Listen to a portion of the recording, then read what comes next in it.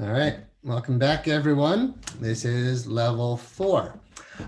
It means something to me. I don't know what that means, but it feels significant. There's a bunch of people here, so for everybody who's here, thank you for being here. This is teacher training, level 4. If you're watching this as a recording, then it's fine to watch it, but you obviously can't teach it until you've gone through the whole system. So the intention tonight is to talk about what's required to teach this. What did we set up? Since this all began, well, technically it all began in 1996, right? But we started these lessons with this group back in, I guess it was May 5th, I think it was, something like that. So however long that's been, we finally made it to this class, but that doesn't mean you're ready to teach the system. It just means perhaps if you're here or watching this recording, you have an intention to teach the system. I'd like to thank everybody. I sent a survey out to 175 people who signed up for the training for this round. And not all 175 responded, of course. And some people responded today, so better late than never. But that didn't really get to help my decision making, or not really decision, but meditating on what's the most harmonious way to go about delivering this. I spent most of today in meditation and writing the training manual for today. So I want to give it every moment of meditation to say, what is the best way to do this? And this is the first time I'm teaching this. So it has kind of that same beginner's feeling of, when I started the hypnotherapy school, it's like, all right, well, this is the first class, and we're just going to get better over time. So we're going to refine everything for me, and even the word me is not relevant to what I'm about to say. It's not my system. It really is our system. What you do with this now is up to you. And yet, I reflected a lot today on morals and ethics and standards of quality. And so while I want us to be meditative, I also felt like I was a bit more in my business mindset, right? Saying, how do we set up the website now? How do we protect the material? So there's a lot of interesting process for me going on internally. So once again, welcome everybody who's here. Let's take a moment, and I can invite everybody to close your eyes. I don't suspect we'll take long meditating now.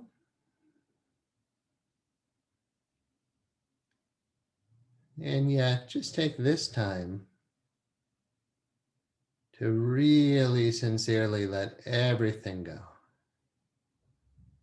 All right, let's release the past. Anything lingering from the past, just let it go. And just for now, releasing the future. And if you've been meditating a lot over all this time, you know how to breathe and to bring yourself into the present moment. And if you're really thinking of sharing this information with others, then I invite you to find that sacred place inside, where you realize this is a very unique experience we're having together. And so I invite you to go on a journey with me, as you might imagine yourself and perhaps others standing at the base of a mountain, like perhaps you've done with me before. Take your time to start to create a scene in your mind of beautiful mountain peaks, the valley where you find yourself now. Notice the contours and shapes of the mountains, the color of the sky, perhaps positions of clouds or the sun, or sensing the wind and its direction and even its speed, and smelling the air, sensing your feet solid on the earth, connecting to the earth, sensing the planet beneath you,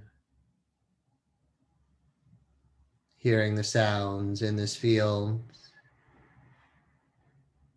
seeing the mountain peaks in front of you, and knowing in the top of those mountains are very sacred temples, meditation halls, places where deep initiations occur and where sacred wisdom is kept. And you begin that journey that you've already begun walking up the mountain. Take your time to realize it's quite a journey to the top. You might consider the beginning as level 1, learning teachings, learning how to meditate, learning how to breathe, learning about sacred geometry, and then higher, level 2, helping you to transcend the physical and put your attention on the etheric and the astral. And then rising up higher in the mountain, reminding you of level 3, deep samadhi teachings, which I invite you to go into now. And cosmic conscious awareness as you're going up the mountain to sense the sky, to be aware of the stars and the planets, to be aware of the galaxy and this planet and the moon, and being aware of the ability to leave your body, to know yourself as spirit as you start bringing your awareness now to the top of the mountain, where there's different temples, meditation halls. And there you find that one sacred hall of initiation. And it, on some level, feels like home, like you've been here before. And as you enter in, you're not alone. You'll sense the approximate number of people in the room. And I am there with you for sure. And we all sit down to meditate together. And everyone simply gets quiet. There's nothing that we have to personally do. If we're here, we know why we're here. And I invite you to take this moment in silence to really visit your highest intentions of why we're sitting here together now, and why you're personally wanting and willing to be here now.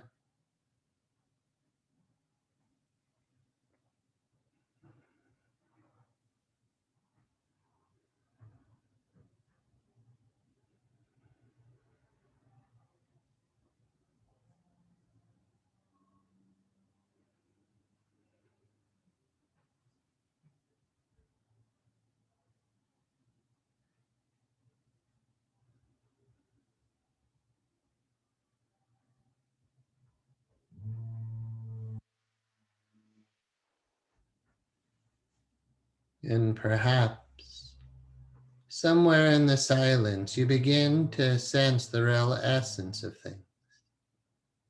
The idea of anahat, the pure potentiality, the very source of all that is before vibration. And how in that space, anahat shabd is the silent light, the first emanation of pure light which begins to vibrate, the sacred sound of Om, and sensing there's light and there's sound, but there's also geometry. A point becomes 2 points, forming a line, 3 points, forming a triangle. We're starting to see this as spheres, how the one consciousness knows itself and creates a known distance. The center of that sphere is a point, and how it duplicates itself like cells, where the one becomes the two, forming the Vesica Pisces, where the two spheres connect,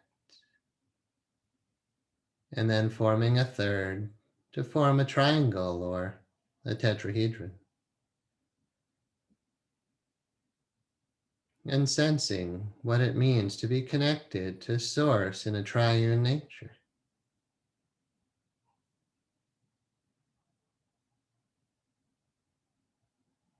Some would say Father, Son, Holy Spirit,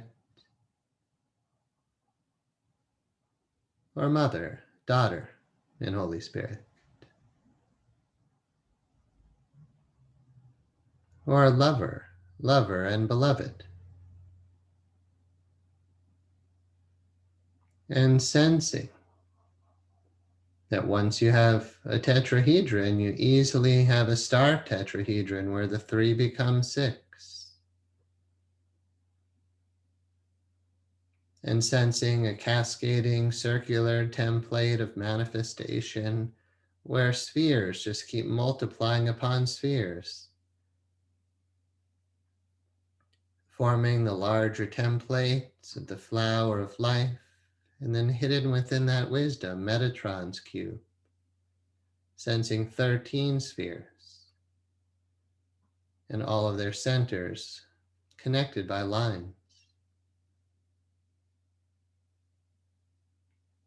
And sensing a core central channel that energy moves up and down through this structure. And it's vibrant and alive, and it's filled with intention and desire to be. And sensing the way energy flows up and down these tetrahedrons. And somehow, as you contemplate it, you start to sense yourself as simply consciousness, that you exist, and you exist there with mind and intention. And deep inside, you might sense something about mission or purpose, or perhaps the word Dharma, perhaps the word sacred, or to know deep down you're meant to be of service. And with those thoughts, your heart starts to open, and you, as spirit, with mind, with intention, with mission, starts to form a heart, the idea of an emotional heart. As you start descending awareness to your heart, opening your heart to love.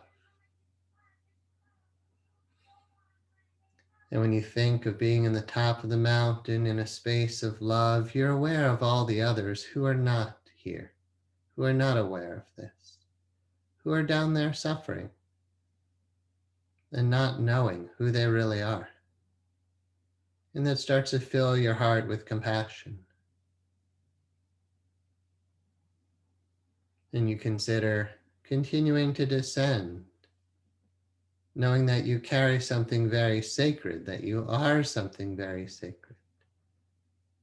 And to really honor that if you decide to leave this temple and go down to the earth, you go down knowing something very deep that liberates you, that could liberate all beings if they only remembered who they truly were. And perhaps your next breath will bring awareness down to your hara, towards the base of descending, when you honor that your body is a vehicle, an extension, a manifestation of these underlying grids, and that incarnation, perhaps for you now, is a choice to, metaphorically speaking, leave the top of the mountain and to go down to be of service to all beings in your own unique way, expressing your Dharma, your mission, and your purpose, yet as part of something bigger. Part of what A Course in Miracles calls the atonement or the at-one-ment. And as you start having these thoughts of being of service and existing to be truly helpful wherever you are, you find yourself back in that temple, and there's many others sitting there with you. Yet you sense the core group, and you sense that you're part of that now. that you've been initiated into a meditation system that right now not a lot of people know. And I invite you again to take a moment to think about, in Buddhism, the three jewels: Buddha, Dharma, Sangha. Buddha is a teacher, an awakened teacher.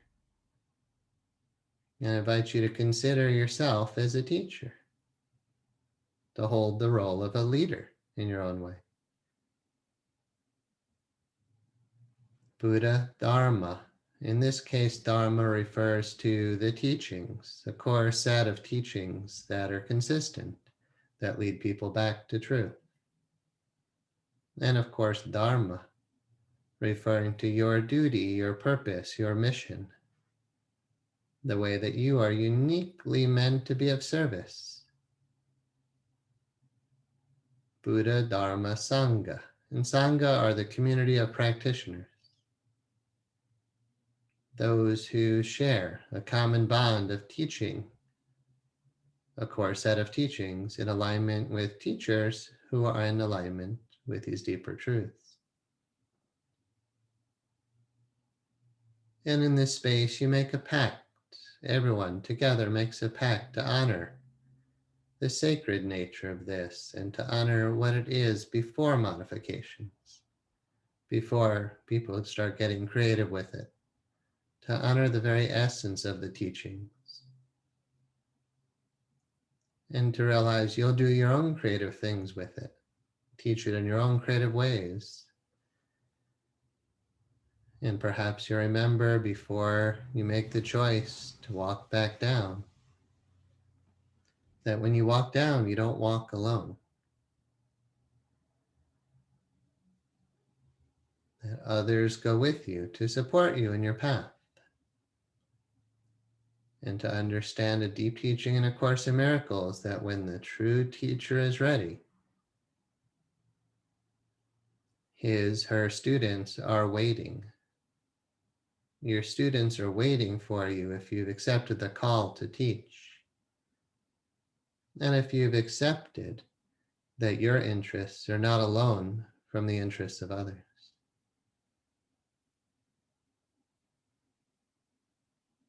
In your deep inner mind, you might resonate with the Bodhisattva vow that says, sentient beings are numberless.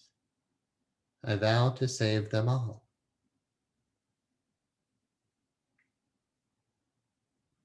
And as we sit in the sacred temple on the top of a mountain meditating on a hot style, you sense your hara, your heart, your head.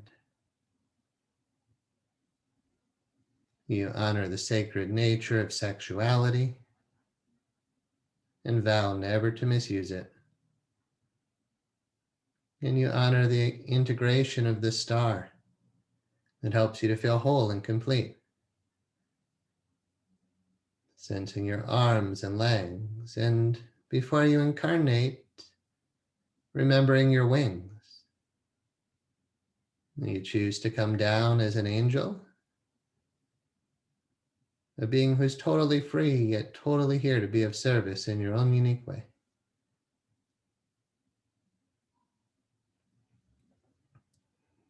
And just taking this moment to really reflect on what this means for you, to be here now in this group.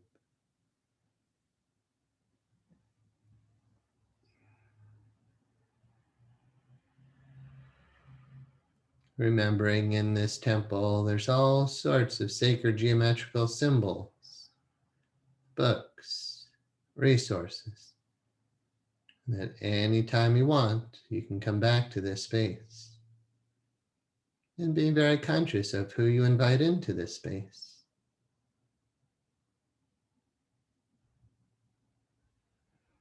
And then we all look at each other sitting in meditation, hands perhaps in prayer, as we bow to one another, acknowledging the divine within each other. And then someone makes a joke to remind us to have fun, and we all get up and stretch and hug and laugh. We don't take it all that seriously. We realize we're going to go back down the earth. We're going to remember life is far too precious to be taken so seriously. And we go outside and put on our hiking shoes and we walk down the mountain together. And everybody goes off to do their own thing. Yet you know you're not alone. As A Course in Miracles said, when you take up this call, you don't walk alone. You walk with mighty companions by your side.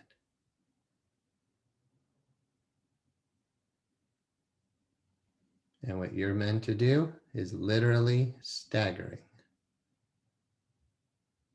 So I invite you to breathe right here now, descending, heart-centered, connected to spirit, remembering, fully grounded, fully open to spirit, with a fully open heart.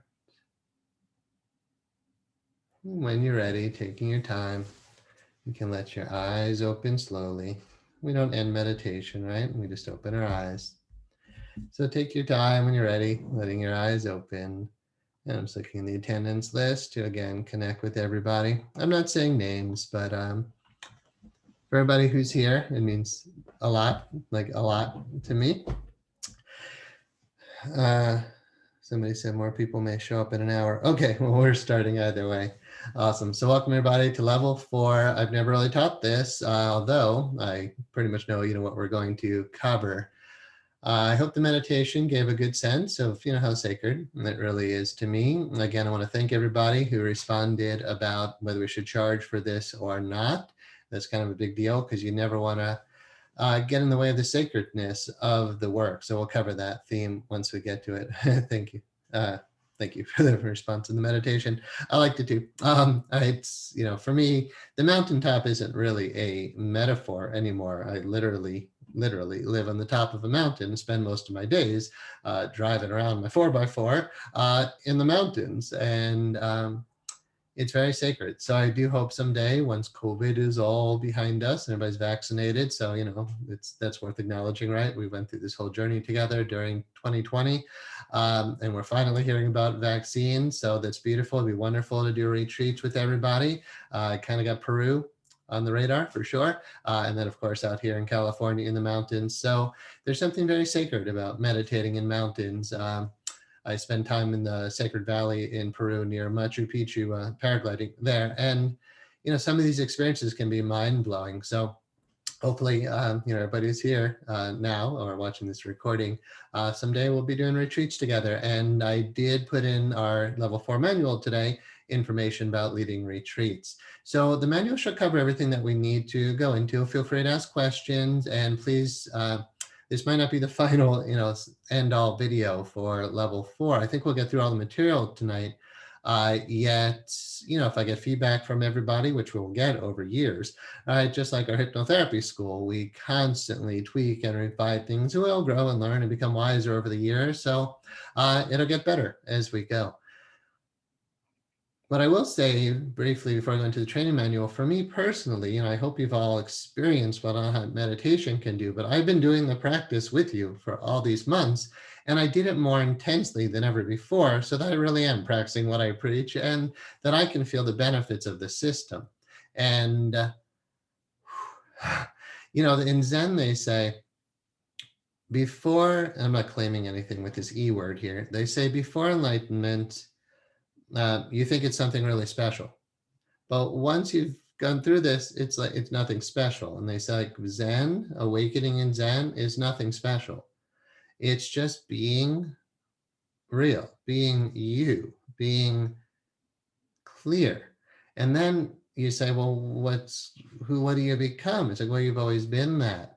Well, what am I going to do with all these geometries and all these practices? Well, you might keep doing it. You might find you don't do it as much. You might do it only when you teach people. Yet there's a result. And I think it's important to acknowledge, from my experience of meditation, is it is a means to an end. Right? The Buddha said, when you get to the other side of the river, you don't carry the boat around on your head. You continue with your journey. Yet when Buddha had that experience, and he went back to his monks that he was meditating with. They noticed there was something different about Buddha, that he was Buddha. Like he was awakened to who he really was. But if you ask Shunro Suzuki, one of the great Zen teachers, what is that state? He said, oh, it's just like a regular waking consciousness, like everyday life, only 2 inches off the ground. Something like that. I paraphrase there for you. But just slightly different, but actually the same. Yet what's left is that you are love, that you are peace, you are bliss, you are wisdom, you are clarity. And it's just the way things are. You are truth, you are simplicity. You are here to be of service. You have a mission. My experience is just that's what's left when you're clear. And I'm grateful that this system gets you so clear every time you practice that there's an effortless result. Yet I remind everybody, if you're not feeling peace, bliss, love, joy, oneness, connection, divine guidance, grace, beauty, loving, harmonious relationships, if that's not happening all the time, then as Course in Miracles says, then something has gone wrong. If miracles aren't occurring all the time, something has gone wrong. So our natural state, from my experience of meditation, is everything we'd ever want to feel. Right? Freedom and bliss and abundance and simplicity, and always being in touch with divine guidance, and just feeling healthier and happier and younger, and it's like better and better and better and better and better. So I'm not here to sell you on it anymore, but I would encourage that, not to use the word sell, although you might see it as a business. You can make money being a meditation teacher for sure. But either way, you are kind of selling, whatever term you want to use there. Selling probably isn't the right word. You're guiding people to learn about meditation, right? I see our teachers as guides, not necessarily as teachers. You can use that word if you want. Yet a lot of you, now that you've been through the system, you realize you might not be qualified to teach it, but I've set it up in a way where you don't have to teach it. We have all the online videos, all the online audio, the workbooks, my 2 books. You're not expected to redo all that material. You can guide people into that material and then guide them through it. Right? And it doesn't have to just be one-on-one, right? We'll talk about creating study groups and retreats and stuff I've done throughout my career. And I'm sure other things that I haven't done that you're going to do if you choose to, yet you're here. So I assume you most likely want to. Let me do a little screen share with everybody. I'm trying not to be too verbose.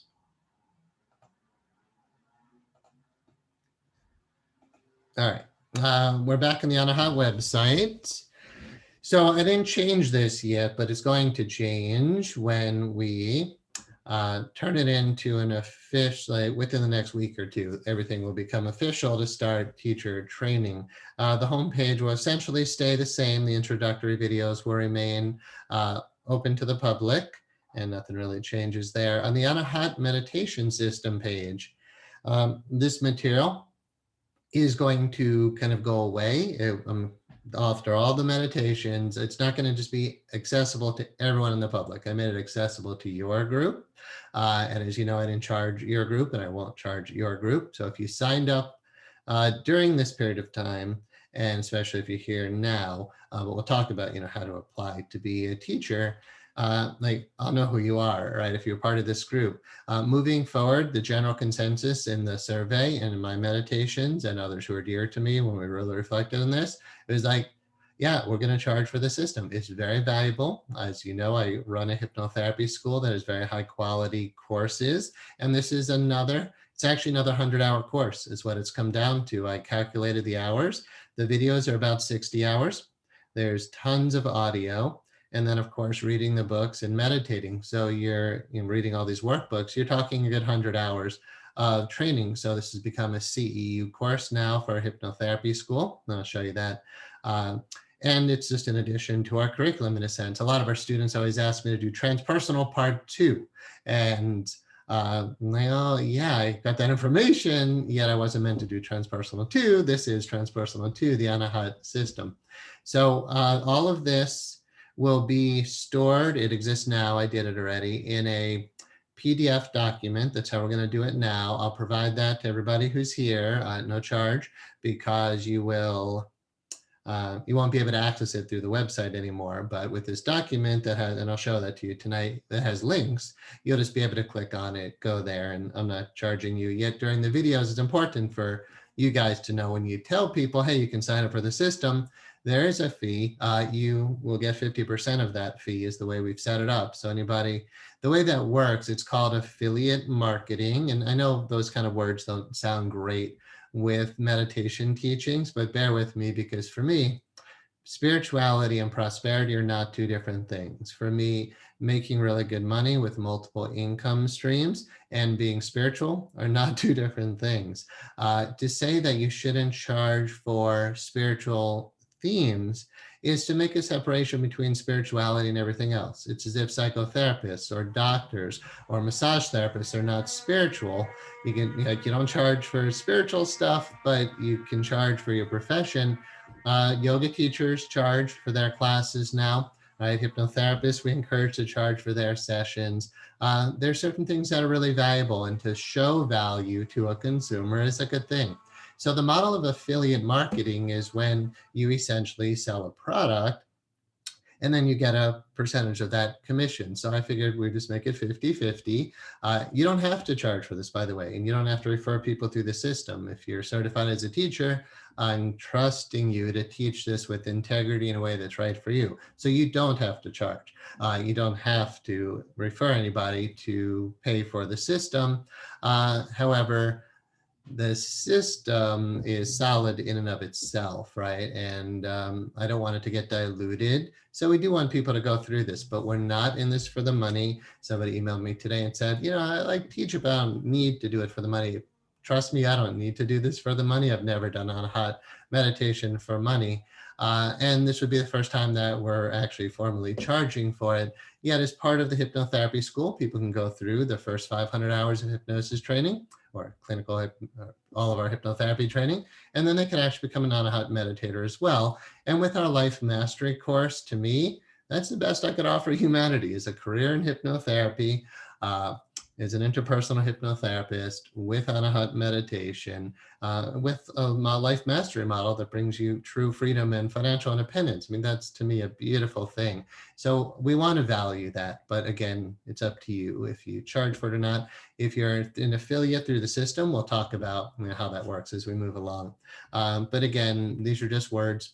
Don't get cut off with words like sales and affiliate. I'm not asking you to be a Salesforce. I'm asking you to be true sacred level meditation teachers, just like if you were teaching yoga classes and charging for them. This is just such an elaborate, advanced, complex system that I would suggest that it is worthy of the way we're presenting it now. And again, this decision wasn't made lightly. It was made after surveys and meditations and dialogues with staff and colleagues. It's very important, sacred to me. And anyway, all of this that you're looking at on the screen, let's try to shift gears from the money. Everything you're looking at on the screen is going to not be here soon, but this page will have a comment about that. That's essentially what's going on that website. We'll keep the website alive. However, on instituteofhypnotherapy.com, under programs right now, you'll see Anahata Meditation Certification Course. It's not a state licensed program. The Department of Education has no jurisdiction over meditation, fortunately, but they do hypnotherapy, fortunately. And as you probably know, we're one of the few licensed schools that are teaching hypnotherapy at this level. So for me to put Anahata in there really means it's a very, obviously, important, sacred thing for me. That does complement this really well. So here's a new graphic, and I'm going to probably do some reading to you tonight because I just wrote a lot of this stuff today and I said what I wanted to say to you. So I'll read what's here right now, and feel free to read along. This is the official page that you can send people to, and I'll give you a link and you just send them to this page. And if they want to go ahead, then on the bottom here, they can click where it says to enroll in the system. So these teachings are found on our website, onlinemonastery.com. We invite you to check out that site for more details. Welcome to the Anahata teachings as found in the books by Matthew J. Brownstein entitled The Sacred Geometry Meditation and the Anahata Meditation System. This site is devoted to serious spiritual seekers who may feel a strong calling towards, actually this is taken from the onlinemonastery.com, so I might have been softening the language on the hypnotherapy school website, that this site isn't just for spiritual seekers. This is for people wanting a career in hypnotherapy, yet here's this addition to the training. An online monastery still exists, but the real essence of all this is the Anahat Education Group that runs the Institute of Interpersonal Hypnotherapy and the Association of Interpersonal Hypnotherapists. So anyway, actually, I'm not going to read all of that. I'll just point out this comes directly from the other website, but when you want to get to the product page, you click on this link here. It does say below, please note that this is a separate offering from Anahat Education Group. It is not a required course, and it is not a state licensed hypnotherapy program. Due to the nature of the delivery of this course, it is non-refundable, and it is not bound by the hypnotherapy school's catalog's requirements. We offer it here for those who are serious about a powerful meditation practice to supplement their comprehensive state licensed hypnotherapy training. So just as you know, if you're referring people to this, and if you're part of making money as a teacher, and again, you don't have to make money as a teacher on this, but if you are, I made it non-refundable because once we give them the PDF, they have access to all of it. And then they could just ask for a refund and still have the product. There's no way to take back that digital PDF. So to me, when we have people sign up into this and they actually do pay money, they need to really understand what it is first. So the introductory videos remain on onlinemonastery.com, so people can get a really good taste of things before they make a commitment. We click on this link and takes us to the product page. Here it is. And Anahat Meditation System, 100-hour certified meditation course. It says by me. That's mostly because the way the website works. It's a CEU course. For IAIH, which is here, our International Association of Interpersonal Hypnotherapists. So having done the meditation course, you would get, especially you guys who went through for free, you get, if you're part of this hypnotherapy school, you get 30 hours easily of continuing education. So this counts as 100. And as you know, there's a certification process we'll talk about today. So this encourages people to go to the onlinemonastery.com site to learn more. Basic download instructions, and then again, the note on the refund. So what is the price? I have to get the website to show the prices there, but here it is, not properly formatted. The general consensus of where to charge is somewhere in the 100 to 1,000 range. That's what I hear from our students. The most accurate number that felt really right to my heart is $449. I'm like, yeah, it's a good number for sure. That felt really right for me after a lot of meditation. You'll see here, it's at the current moment, $649. And that'd be if somebody just bought it, who enrolled in the school and bought it. But if you refer somebody to it, what you'll have is a coupon code dedicated to your name, an affiliate code. You give that to your students, they put in the affiliate code, they get the whole meditation system, and then you're their guide to take them through the system. So it's normally $649, but if they do it through you, it would be $449. And again, I'm fully open to feedback on how this is set up. I'm not saying what I did this round is the final version or the best version. And I want everybody to feel comfortable with it for sure. But, if you notice here, with this school, we do charge for everything else. And our clinic is, by the way, just about to launch. So that's a whole exciting other product or project. Okay, so our interpersonal hypnotherapy training is 22 extra hours, and we charge $349 for that. But this is only 22 hours, where Anahat is 100 hours. So technically it's much lower priced. It is lower priced than anything that our school offers as a program or as another in relationship to the CEU courses there. Then I highly recommend, if you haven't done it yet, the Life Mastery course in combination with all this stuff. Okay, so that's that. What I wanted to show you here on the Interpersonal Hypnotherapy Association website, we have our advocacy tab. And on this tab, we have a code of ethics. The code of ethics was recently revised. We worked on it for 2021. And I am asking Anahat teachers to abide by this code of ethics. You don't have to sign it. It's not as serious as a hypnotherapy certification with this association. But if you're not familiar with the Code of Ethics, we're going to talk about ethics today. And, upon reflecting on this, that's one of the most important points of letting people teach this, is that we keep it really pure, that we protect the reputation of it, that we honor that we can misuse our position, and we never want to do that. As facilitators, as teachers or healers or hypnotherapists or whatever. So as a meditation teacher, we don't have a formal code of ethics yet. This is one we wrote for hypnotherapists professionally, and I believe we should maintain the same standards. Okay, with that said, I'm going to open it up for a moment to Q&A. Depending on what you guys are saying, I'm going to decide if we're going to go into it. But I know we said we keep Q&A to the end in past classes, but this is a whole new system. This doesn't have to be the final training video. So any thoughts, questions, sharing? And if not, I'm going to start taking you through level 4 teacher trainer manual. Okay, and remember, even though, yes, the general vote was to monetize it, you don't have to charge for it, because I know that's a real sticky point, and I'm going to stop saying that now. Okay, let's do PDF documents. Okay, let's move me up to the top right.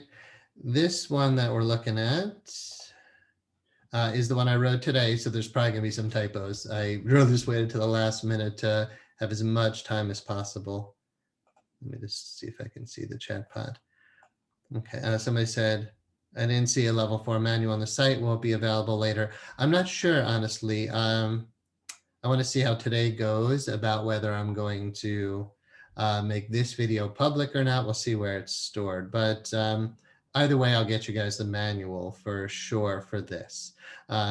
Yeah, so I'll get you this manual, but now you can see, because we're taking all that stuff off the website and turning into a product, sort of, product, but, like delivered like a product would be delivered, the general public won't have access to it. Therefore, this document wouldn't be something the general public would have access to, but there'll most likely be a teacher trainer section. Our hypnotherapy school's website has very clear levels of member protection. Like if you're in fundamentals of hypnotism, you can't get to advanced. So we'll most likely, and we started actually doing this, setting up an Anahat meditation teacher section, and you'll be able to access that through Institute of Hypnotherapy. The website is instituteofhypnotherapy.com. You go to the student portal, we'll have for our teachers a certified registration section, and most likely that's going to be the best place to store this. When we teach within 4 months, how many times a week and for how long will we teach per session? It's up to you guys. Thank you for asking. Let's go through this whole thing, and then you'll get a sense of how I see our teachers. And it's really up to you guys. I'm not telling you what to do. I'm mostly just giving you general ideas, having been a meditation teacher since I was 23 years old. I just turned 48 yesterday, by the way. So however long that's been now. So yeah, after 2 decades plus, I've learned a bit about teaching meditation. So that's definitely what I want to share with everybody here. Will the original certified participants have access to the original videos? Yes, I did say that, but I'll just clarify.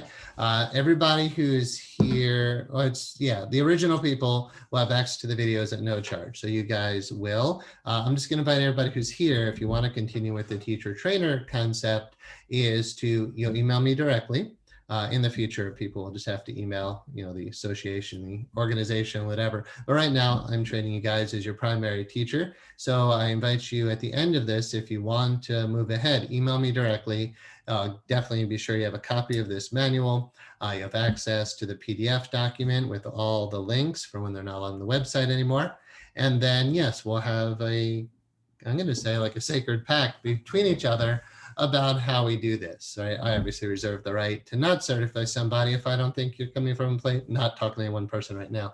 If I don't think somebody's coming from a place of integrity, or I sense you're gonna make a mess of things, then yeah. So we just want really that right harmonious relationship. And I knew we would have level 4, of course, and certification, but I didn't know how it would go until kind of today is when I just let it solidify. And if I spend another month or 2 meditating on it, I may have refined it more, but this is the best I could get in the time frame. So generally, yeah, thank you for the birthday wishes. Yeah, generally just email me And everybody, I'm not going to say it now, but everybody here should have my email address and just say like, yeah, I want to teach, and you can say, what do I do? But today you should explain what you do if you want to teach. What level of mastery should we have attained before being a teacher in the system? Yeah, we'll talk about that for sure. I wouldn't say mastery at all, but just because we're here now introducing level 4, it doesn't mean that anybody who's here really feels ready to teach. Remember, it should be 2 years of practice before you consider teaching the system. And I think 2 years is reasonable to get a deep sense of, maybe not mastery, but a really good sense of what it is. But because of the way I set it up, you don't have to have 2 years of experience or mastery. Your students, ideally, this is the way I see it, they go through the videos that you went through with me. They just watch the recordings. They listen to the audios the way hopefully you guys did. They read the workbooks, hopefully the way you guys did. And then you're a guide taking them through. You don't have to know what deep samadhi is. You don't have to have had out-of-body cosmic conscious experiences to introduce people to videos. The way I set up the hypnotherapy school, it's 500 core hours of training. I recorded 350 hours of video, more or less, more, but anyway, it's about 350 hours of online training that happens just through me. Then there are 20, we're actually revising it now, but currently there's been about 22 exercises that we take our students through. Our hypnotherapy teachers only have to know 22 exercises. They don't have to know 500 hours of curriculum and have decades of experience as a hypnotherapist and teacher, and etc. So I've learned how to do that in hypnotherapy school, where teachers do not have to be masters. Teachers just have to be at a certain high standard, but not necessarily the absolute highest standard in the industry, right? But after 10, 20 years, yeah, my intention, and you'll see this in the training manual, is for me to continue to create more master teachers and for the teachers to keep creating more masters, right? So I just believe the idea of mastery is, right, something that we could all discuss. What does that really mean? I don't believe we should ever claim to be masters or claim to be enlightened or anything like that, right? We're all just continually growing, learning. Wherever you're at, 10 years from now, you're going to be even more radiant version of you, I sure hope, right? So the idea here is just to get people part of this in a way that's really harmonious for them. Because I know how beautiful it is to be a teacher and to teach meditation and yoga and Tai Chi and all the things and hypnotherapy, all the things I've done over the years. It's not only extremely rewarding as a person to do that in your life, but it's actually proven to be a really nice income. Like financially, I'm really secure, and I'm always happy to help people to have really solid careers. So anyway, those are some of those thoughts on that. Thank you for the question. Let me just show you, this is the document we're going to go through today. I'll try not to read. I don't like doing that, but let's see how that goes. I can comment on each paragraph for sure. The other document though, this is, it's not done and ready to distribute, but I'll show everybody. This is the at-home study course. This is what you'll get when you download the product, or what I will email to you guys, or be sure to get to you one way or another if you decide you want to go ahead as a teacher. Great, thank you for that comment there. Somebody just said, thank you for giving your gift to us, to the world. Thank you. I know what it does to me. I think you've been doing it enough. Hopefully everybody here, you know what it does to you. It's not mine, right? So it is a gift to the world. And yeah, it's really important to me that we start off right in disseminating the teachings. And you guys are part of that, which is really amazing. So anyway, this at-home study guide, it says, dear student, there'll be an introduction about 10 minutes I'll have to make for this to explain. And the biggest thing I'll have to explain is actually why the students are going to hear your group that I'm not charging you. And then I need to kind of explain to them why we decided that we would charge for this. But I'll just tell you guys, it made a lot of sense to me to offer it for free so I could get all the teachings out there and teach a group of students like the way we did. So this was very successful the way it all worked out. Now that we have something complete and we can see what it is, yeah, it's worthy of being presented in a certain way. So I'm not going to read all this now anyway. This is Anahat meditation levels 1, 2, and 3. Some people offered a good suggestion to charge per level. That makes sense if you don't really know the system the way I do. Level 1, as you'll remember, takes the longest period of time to learn. And then level 2 actually only occurs in about 2 classes or something like that. It's much shorter. to learn level 2. So it's not commensurate for the same level. If we charge a certain amount for level 1, level 2 is only 2 classes or so. So you can't really charge the same. And then level 3, it just didn't make sense to me from what I know to charge for it in individual sections. In fact, in a hypnotherapy school, that's only set up the way largely because of Department of Education. Generally, it's a 500-hour training, even though it's broken up into 300, 100, and 100. With this, it's just the full thing. And it is about 100 hours. I think to learn the system and to read all the materials and whatnot, maybe it's probably more than that. But if you're practicing every day, it's obviously more than 100 hours. So that's, I rounded that number, but it's definitely more than 100 hours of study and reading, etc. Okay, so this is what students would get. It looks something. So here's a very clear, I'm obviously big on being in integrity when it comes to money for this. So it says, note on the question of charging for money for the system, note on inconsistencies, which will arise from time to time, because as your students are watching the videos, some things will change. The website will look different. And there's times I made mistakes in what I said or taught something out of order. So this just explains that a little, and then note to changes about the website. But then generally, once they get into it, they have the introduction, they have how to learn the system, which is reading the 2 books, Sacred Geometry Meditation and the Anahat Meditation System, listening to the introduction to Anahat audio and the videos. The 6-minute is just a shorter, snippets of the longer one, so they don't really have to watch that. But that's good, show them the 6 minutes. If they like it, then they could watch the longer 2.5 hour. If they're like that, then they should listen to the audio. The audio is going to be not as fun. The video is obviously more entertaining. And, I like the way I presented it. So I recommend the longer video, but anybody who's really getting into it should listen to the audios I made in 2005 as well. Then they can contact, or they might already know you, but contact a certified Anahat meditation teacher if they're not currently connected to one. So anyway, then it says, if possible, attend regular group meditation and classes. So hopefully you guys, if you want to, be leading those. And then begin with online or in person.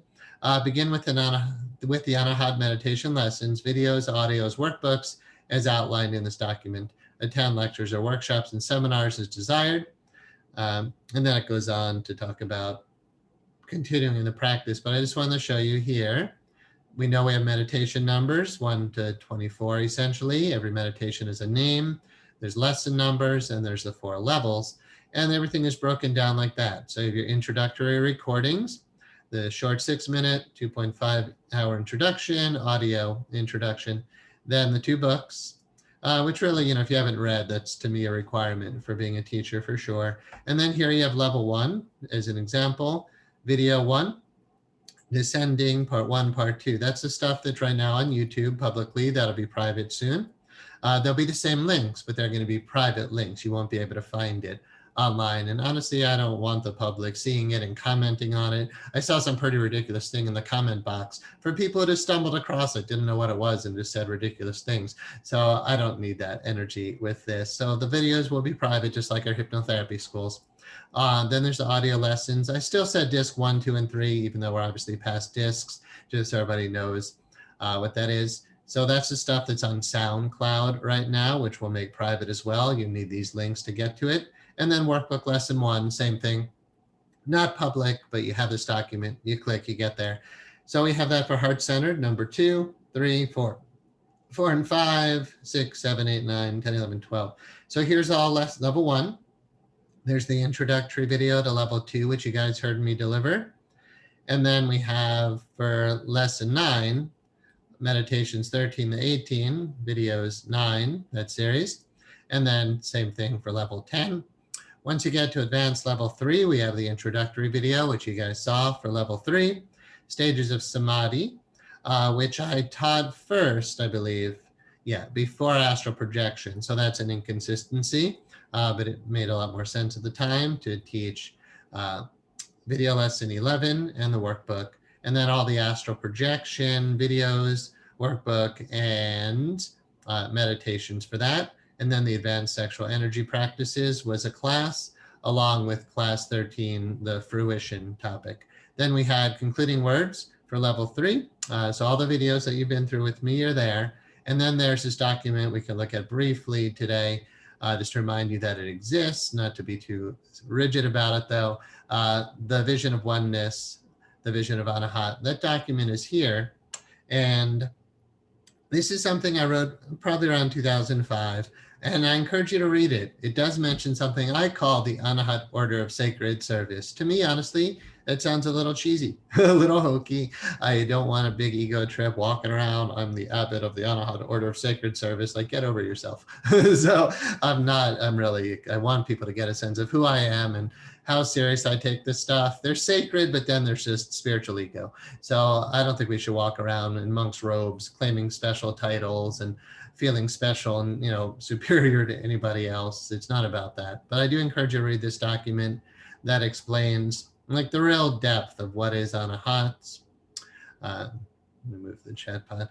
And what is Anahat Shabd, the silent light, the order manifestation, acknowledging that there is suffering, acknowledging there is something called enlightenment and it's worth helping everybody to get to. We would not have the problems in the world that we do once everybody's enlightened. So, that's a good thing to move towards. The acknowledgement of service. This is one of my core lines I've lived by. Everything is God. There is suffering, therefore we serve. And I believe to teach this system, sacred geometry, is to, Anahat meditation system, is to feel that you're part of something very, I don't want to say special as if better, but unique for sure. And something worthy of protecting in the sense of doing it right in the way we present it. And then there's a very core, clear mission statement and purpose of Anahat that's written here. And essentially Anahat Center right now, that's really Anahat Education Group. And that includes the Hypnotherapy School and the Association and Silent Light Publishers and onlinemonastery.com and all these teachings. So I want you to know that exists and it is on the website right now, but remember it's at the bottom of this document, which you'll have access to as long as you ask me for it, if you're part of this original group. All right, so today's training manual. Really, please read it on your own once I get it to you, because I don't like reading to you when I'm here live. It's actually even stressful for my throat. So let me just comment on each paragraph. It talks about 1996 when the system came to me because I was virtually dysfunctional as a monk, so blissed out in God, but not able to really do anything. And I was just trying to find out, how can you be fully grounded, fully open to spirit, with a fully open heart? How can I have the God intoxicating mystical experiences, but still be a functional human being? And nobody really could answer that question for me. And in deep meditation, this whole system came to me as what I found was the answer for me. Not necessarily the answer for everybody, but definitely the answer for me. I opened Anahat Center in '97 in Massachusetts. I taught people then, but not that much really. In 2005, I opened the center again in Gainesville, Florida. And around that time, I had finished writing my books, The Sacred Geometry of Meditation and the Journals of Michael Devane, which is now called the Anahat Meditation System. And then in 2005, I created most of the workbook lessons and audios that are here. And in 2020, the blessed year that it is, we've been cranking through all these online videos that I made here with you. And that will be available, in the official system now. So we've got everything in place. This talks about how I really couldn't teach it when it first came to me because we didn't have the technology. Now we have the internet, new publishing mediums such as Amazon's CreateSpace, or it's Kindle online publishing now or something, makes it super easy to publish stuff. SoundCloud, where we store the audio videos, and of course, YouTube and Vimeo. And then, I'm honored that we all made it to level 4, maintain high standards and a clear method for its teachings and dissemination. I want you to teach this if you want to teach it, yet I understand that not everyone is truly ready to teach something this advanced. And to that end, I have made it as easy as possible for a certified Anahat meditation teacher to get out there to spread the message. Certified teachers are meant to serve as guides to others who engage the practice. The online videos, audios, and workbooks, as well as my books, teach everything that a student needs to know. Certified teachers understand that and simply help others to learn the system in their own way and in their own time. right? So if you can teach all this on your own without sending students to the website, if you're a certified teacher, go ahead. I don't care about the finances part. I really don't. So you can charge for it. You don't have to. You can charge your students directly, or you can send them through the website. Once you're a certified teacher, I trust you. And that's really what it comes down to. It says, it's important that the system is duplicated properly and that it remains intact. The system cannot be modified, although everyone will practice it in their own way. Just as there are basic rules to how a car operates and how to drive one on a city street, so too does Anahat meditation have its own basic rules and guidelines for practice. So, the system is as I taught it. However, like a car, the driver is given many freedoms to enjoy the vehicle and all of its potentials. I am therefore not here to limit teachers in any way, except to say that the essence of the system must remain as it is, and its methods of instruction should not deviate from that is found in my books, videos, audio recordings, and workbooks. It's like with the hypnotherapy school. I created a duplicable system that anybody who teaches it pretty much teaches the same thing. It's like you go to McDonald's, not that I'm a fan of that at all. You go to McDonald's, you're going to get the same hamburger. Not that I'm a fan of that at all. But, companies like that, they create duplicable systems, which makes them work. If it gets watered down, if you're like, oh no, I do meditation 3 first, then meditation 1, we can teach it like that. If you do that on your own, that's okay. But when you teach students, it should go just as I taught it to you. If not, I know this because the hypnotherapy school, our teachers will say, here's how Matthew teaches it, but here's a pro tip is what we've been calling it lately. Here's a pro tip. Here's how one of our teachers has changed the technique or how they like to do it. Or sometimes they don't understand the deeper principle of why I did it this way. And they're like, oh, I do it like this. I'm like, yeah, but that violates this principle. And they're like, oh, I see why you did it that way. So my experience is, if you study Bloom's taxonomy of educational objectives, we use it in our hypnotherapy school. It's a hierarchical system of taking people through a learning process. And simply stated, the ability to evaluate your teacher and the system can't really be done by a beginner. It's only after going through something for years and mastering it, if you will, to use that term, that you could go back and actually evaluate and say, I see why it was done that way, right? Just think about those of you who know hypnotherapy through our school, perhaps, that you don't necessarily know why we do inductions the way we do. You just do it the way we told you to do it. You can't really evaluate, is it a good induction or not, until you've practiced it for years and eventually say, I understand it. If you choose to modify it eventually to make it better, in hypnotherapy, that's great.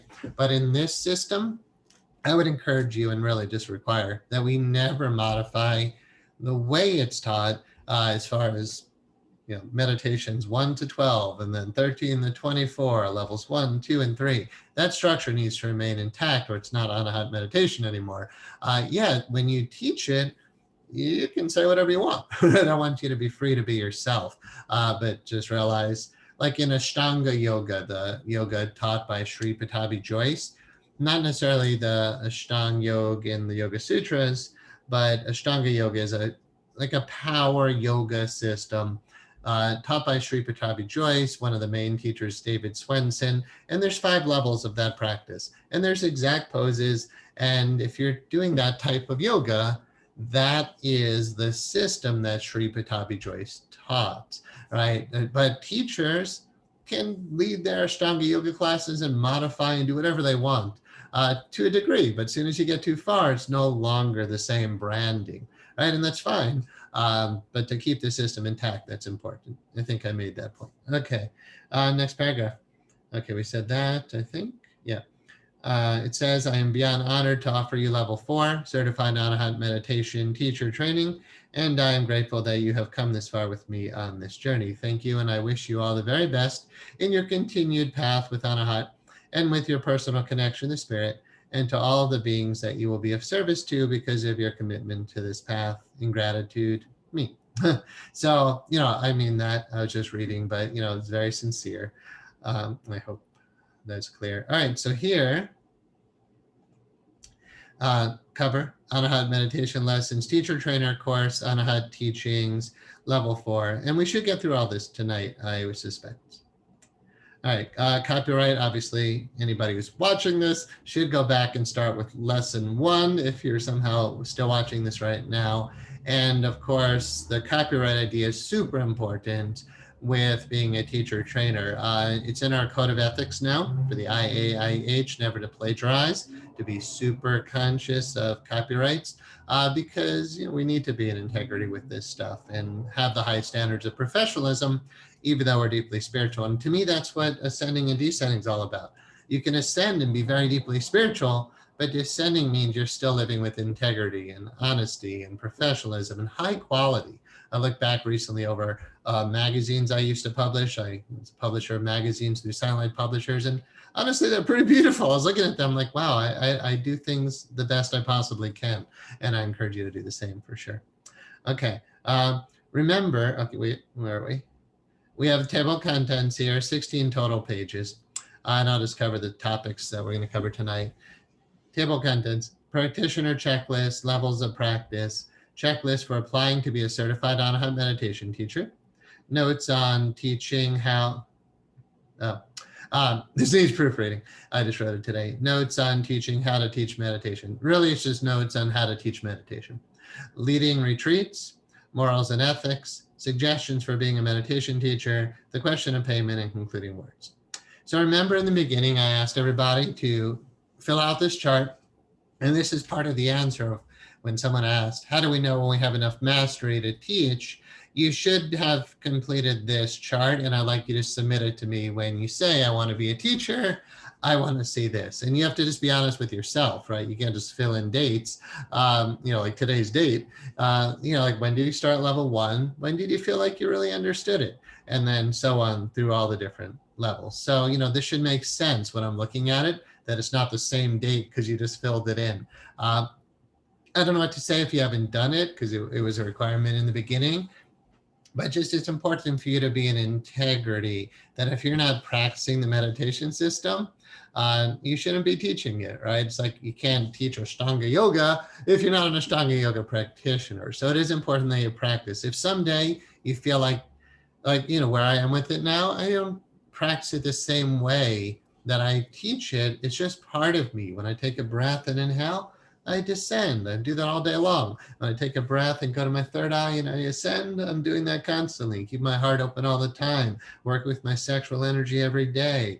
Balancing all that every day. Opening my wings and working to be more angelic every day. I just live it now. But that's different than somebody who's practicing it or learning to teach it. That you do want to make it a spiritual discipline. Remember, in spiritual practice, we have something called sadhana.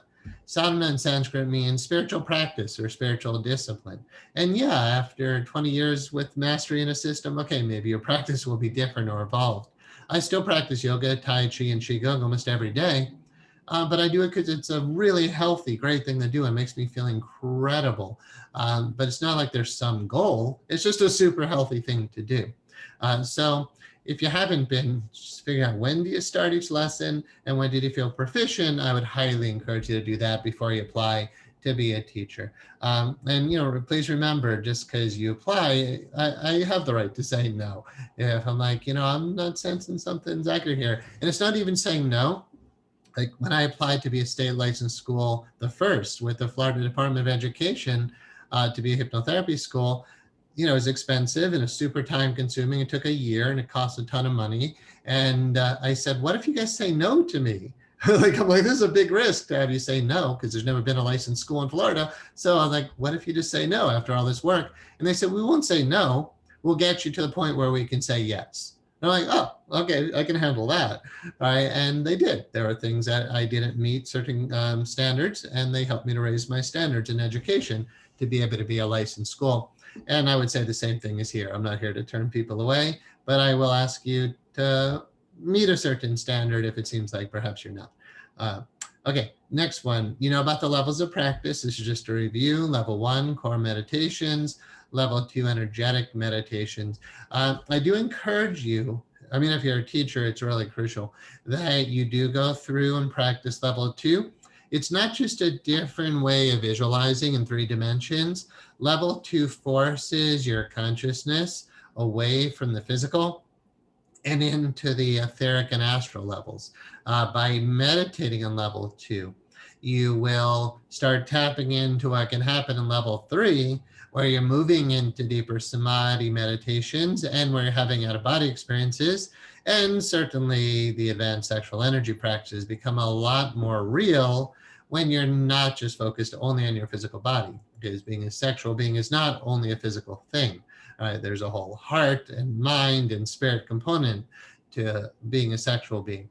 So to me, it's all 3 levels. They stand together. They don't stand alone. And I can't really separate them in good consciousness, in my understanding of what all this is. All right, so if you're doing levels 1, 2, and doing your best, you don't have to be in true samadhi yet, or out of your body yet, or having mastered sexual energy, or having experienced cosmic consciousness or ascension, right? I'm not naive to say that somebody who just did the meditation system for 5 months or whatever is going to have those experiences. So when you feel ready, that's the biggest thing. And A Course in Miracles, it says, what are the qualifications to be a teacher of God? And it has really 2 things that it says. The first is you have to want to.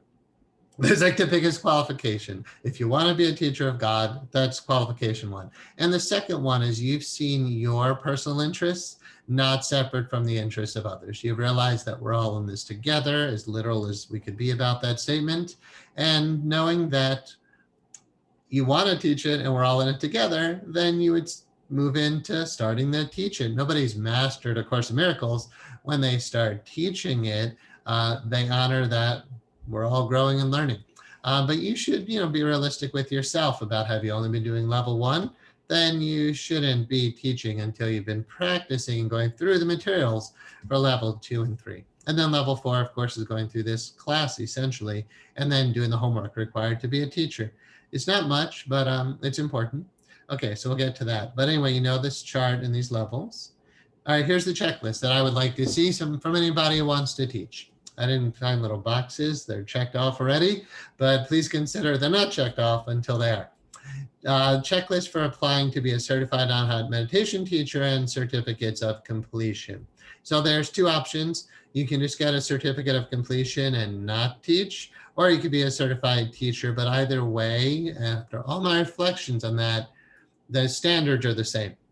The only way I could say, yeah, you've truly completed the system, and we take the time to print a beautiful certification and put a gold seal on it and mail it to you, and you could post it on your wall. That kind of thing is worthy of something, right? It's a true certification. So it doesn't matter to me if you just want a certificate of completion, that, yeah, you did this process and you want something to show for it besides enlightenment. You want to so you want something on the wall. That's great. That's cool.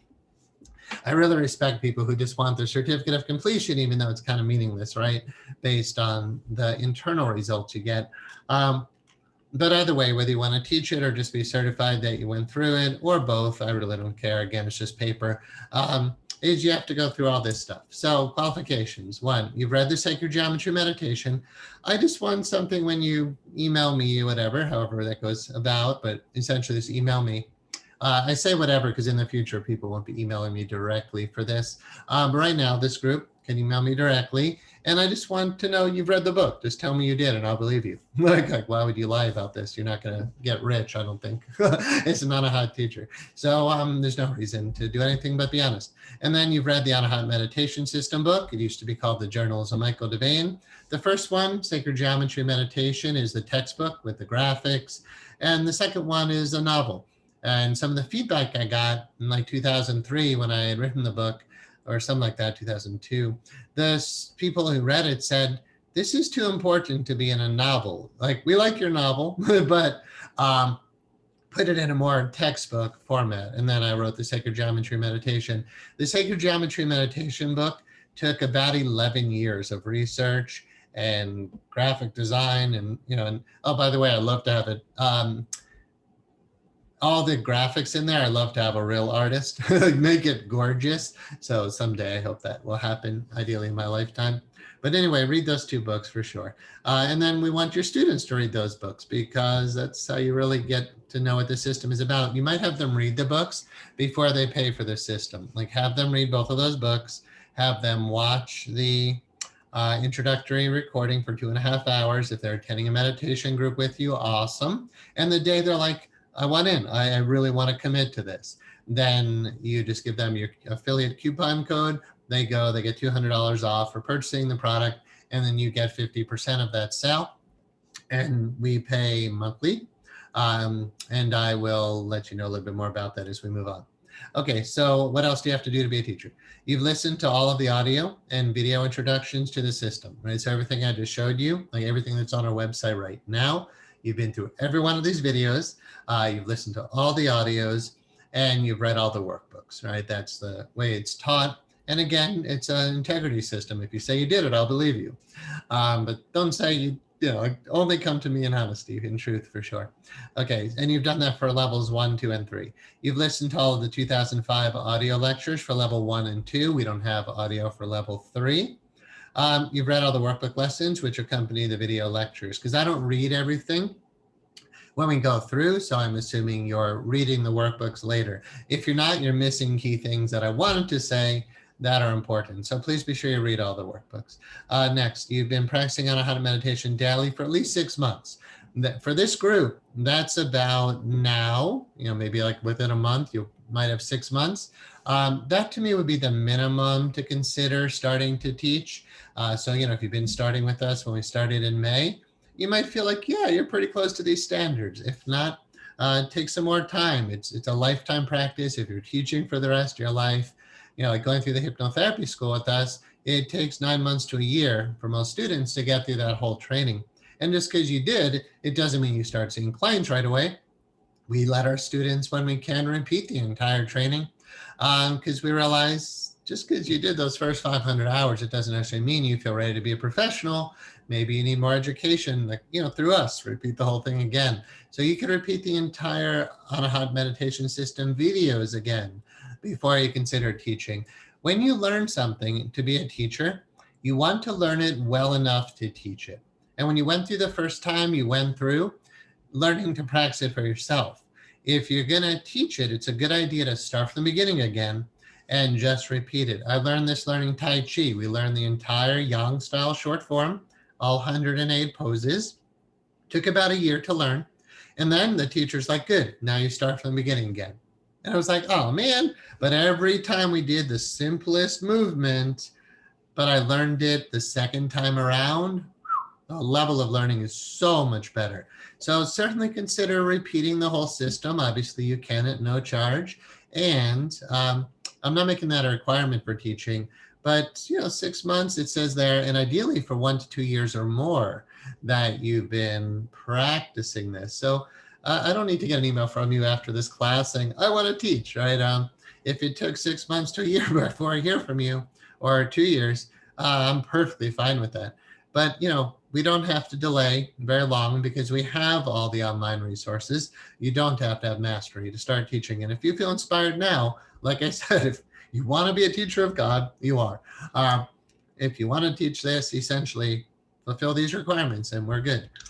Next, provide the practitioner checklist showing date, starting date, and date of proficiency for all 15 lessons. Remember, that's this page.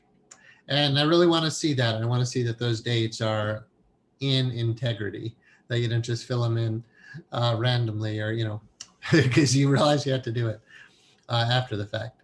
Okay, so hopefully you've been doing that. You've honored our code of ethics. I'm not asking you to sign it, but I hope you'll read it, and we'll talk about ethics a little bit more tonight.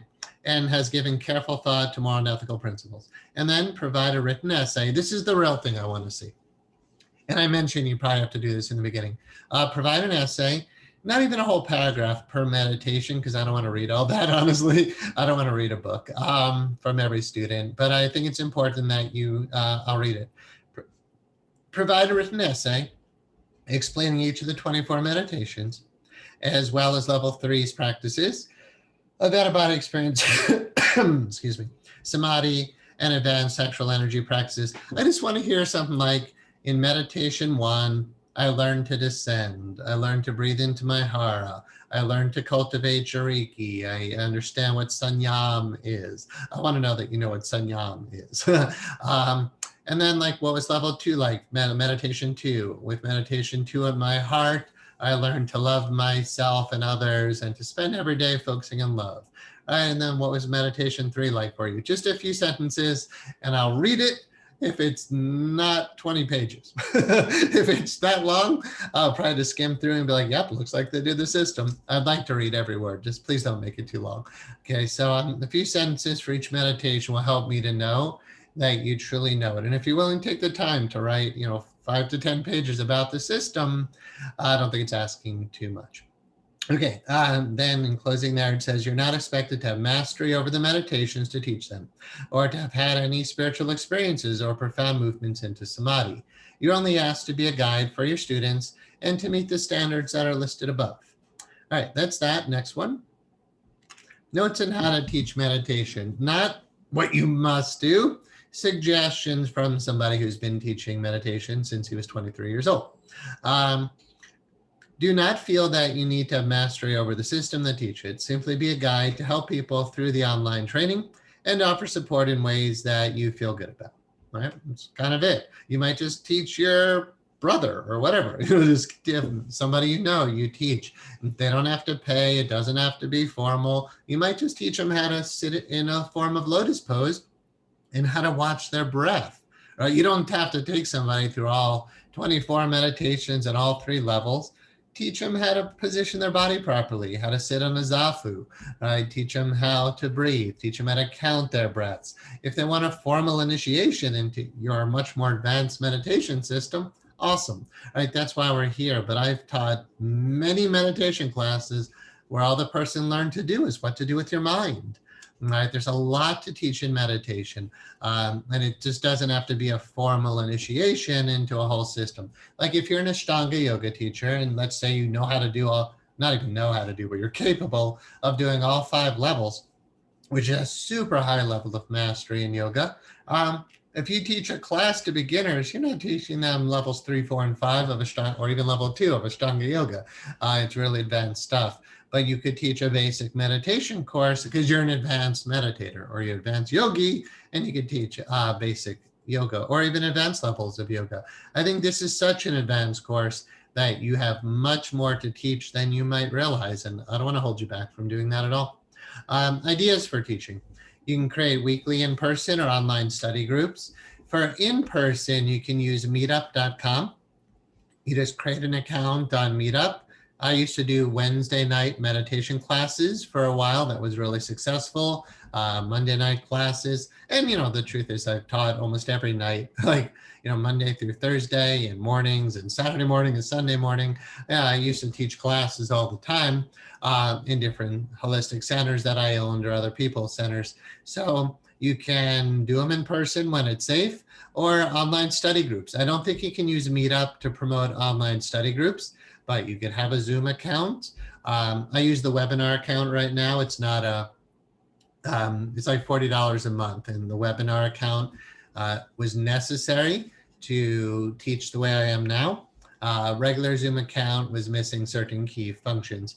So, not expensive, or you can find ways to do that for free, of course. But yeah, teaching online, completely realistic, and promoting on social media. If you're a certified teacher, yeah, then we'll talk about like what are the words that we use in Anahat, like Anahat meditation system, Anahat teachings. If you're not a certified teacher, you shouldn't be using those terms, which we'll talk about in a moment.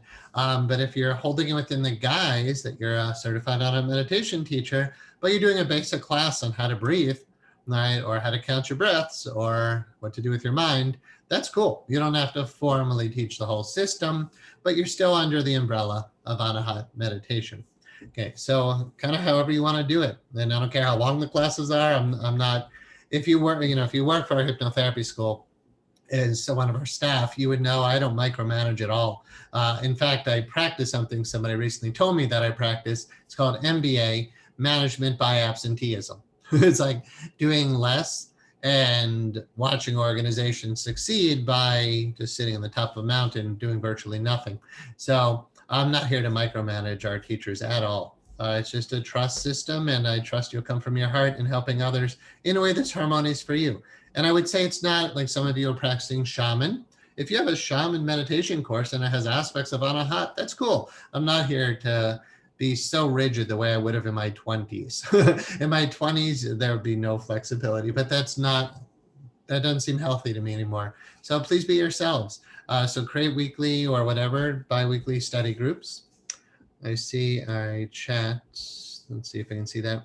Somebody said, it's wonderful to know we can approach teaching the system from a very flexible and creative place while still honoring the system. Thank you. Thank you. Yeah, my pleasure.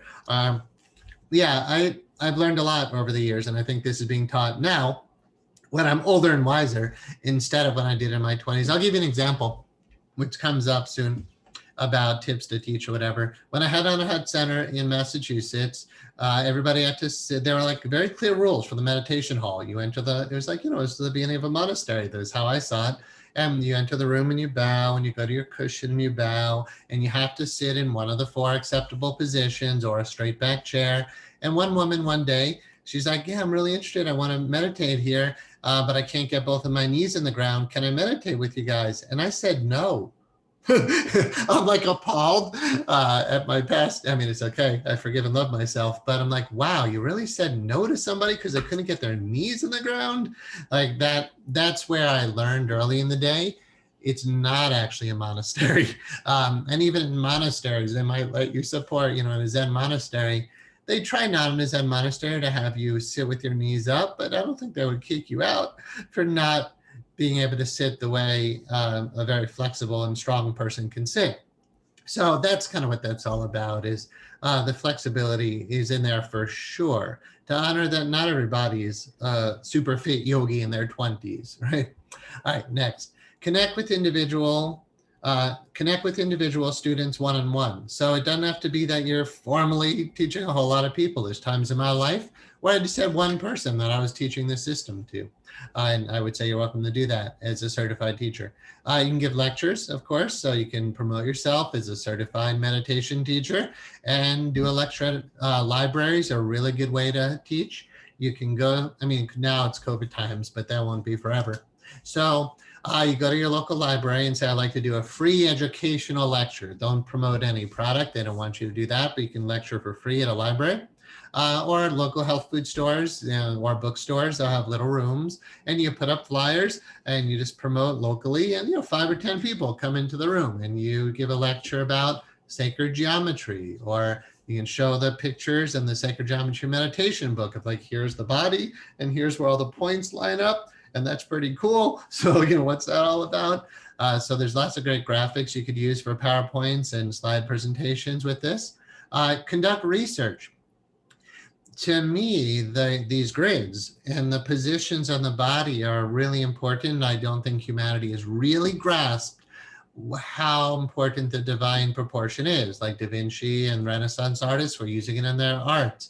But there's really profound implications about, I don't know, you might say intelligent design. I don't like these words, creationism. Those aren't great words, but evolution isn't the only thing happening, right? Like obviously evolution is happening, but what else is happening? What's evolving? There's conscious energy inside of everything, and not even inside of everything. Everything is conscious energy. It's all consciousness. It's all God. One of our students asked me today about my thoughts on the philosophy called Advaita Vedanta. Advaita Vedanta, or Advaita Vedanta, is a non-dualistic philosophy by a yogi, a philosopher named Shankaracharya. And he really just said, look, there's only God. There's only oneness. It's non-dual. There's just one reality. And the idea that there's anything else is an illusion. There's only oneness. And I completely subscribe to that. And I feel meditation shows me that's the truth. But we'll talk about the truth concept in a moment. So, about letting go of the need to be right, or teaching as if you have all the answers. But conducting research would be a wonderful thing to do. And we have intentions, just intentions, for doing that more for hypnotherapy and for meditation, to prove, yes, it lowers blood pressure. Yes, it clears everybody's like, your skin is so great. Yes, it clears complexion. Like it does a lot of really good things. And more people who see research on this, the more they're going to be willing to do it because they know the benefit is proven. I know it works, but I haven't proven that yet. So conducting research would be a beautiful thing for us to do. Offer workshops or seminars. Workshop would be something longer, like an entire afternoon, Saturday afternoon from 1 to 5 or 1 to 6. Teach for 5 hours and, charge $99 or whatever for the afternoon. Get 10 people in a room. At $99, you walk away with like $1,000 for one afternoon.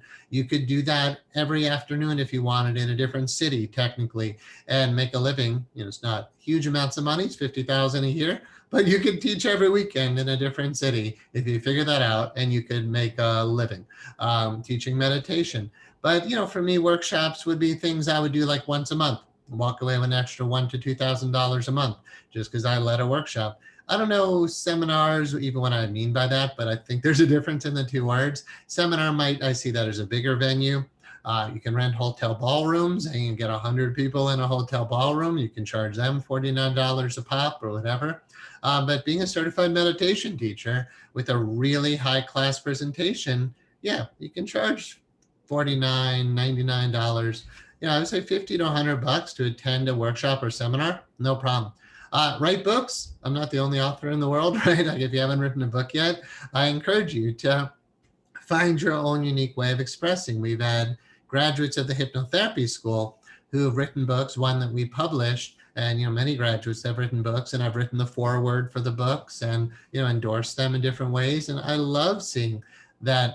I feel one of the best things that a human being can do is to create more masters, not to create more students. Just create people, help people to blossom into the greatness of who they are.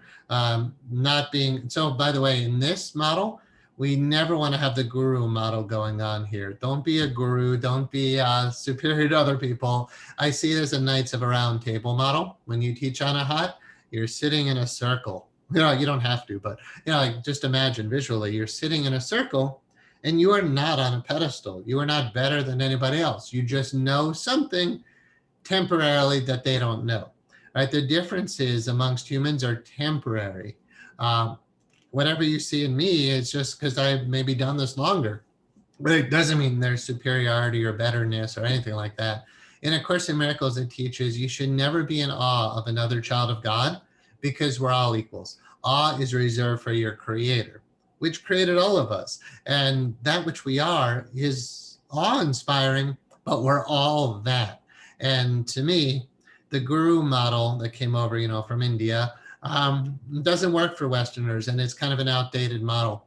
The idea that somebody is a guru, I get it. I've lived with those people. They're phenomenal, but they're not different than us. We just need to be willing to own you're just as great as the great ones. You just step into your power. So anyway, I encourage everybody to write books or other ways that you teach stuff. Create online videos, right? Again, you can create YouTube videos about meditation, and if you're certified as an on-a-hut meditation teacher. Provide online support through emails and social media.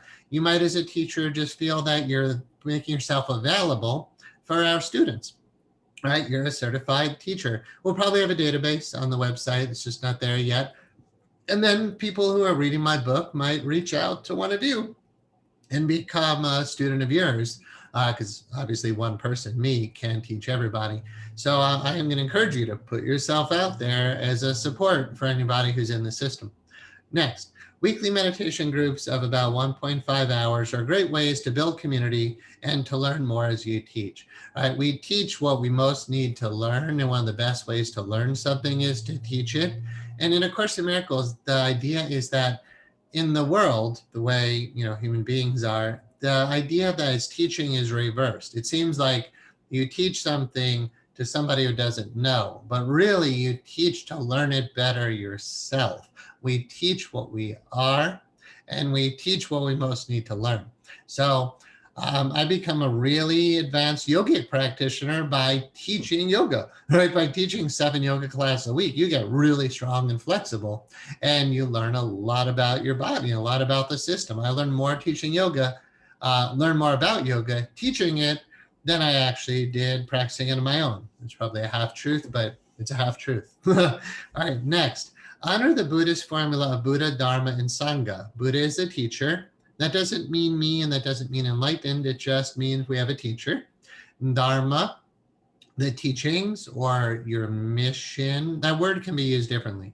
Dharma could be a set of teachings, a consistent set of teachings that are worthy of being called dharmic, right? They are deeply spiritual in the sense that they are a true path to enlightenment. It's not just how to breathe, right? I feel like a dharmic set of teachings, because like Buddha, if you use like Buddha, Siddhartha Gautama, the historical Buddha, he is a fully enlightened being and he taught the Dharma.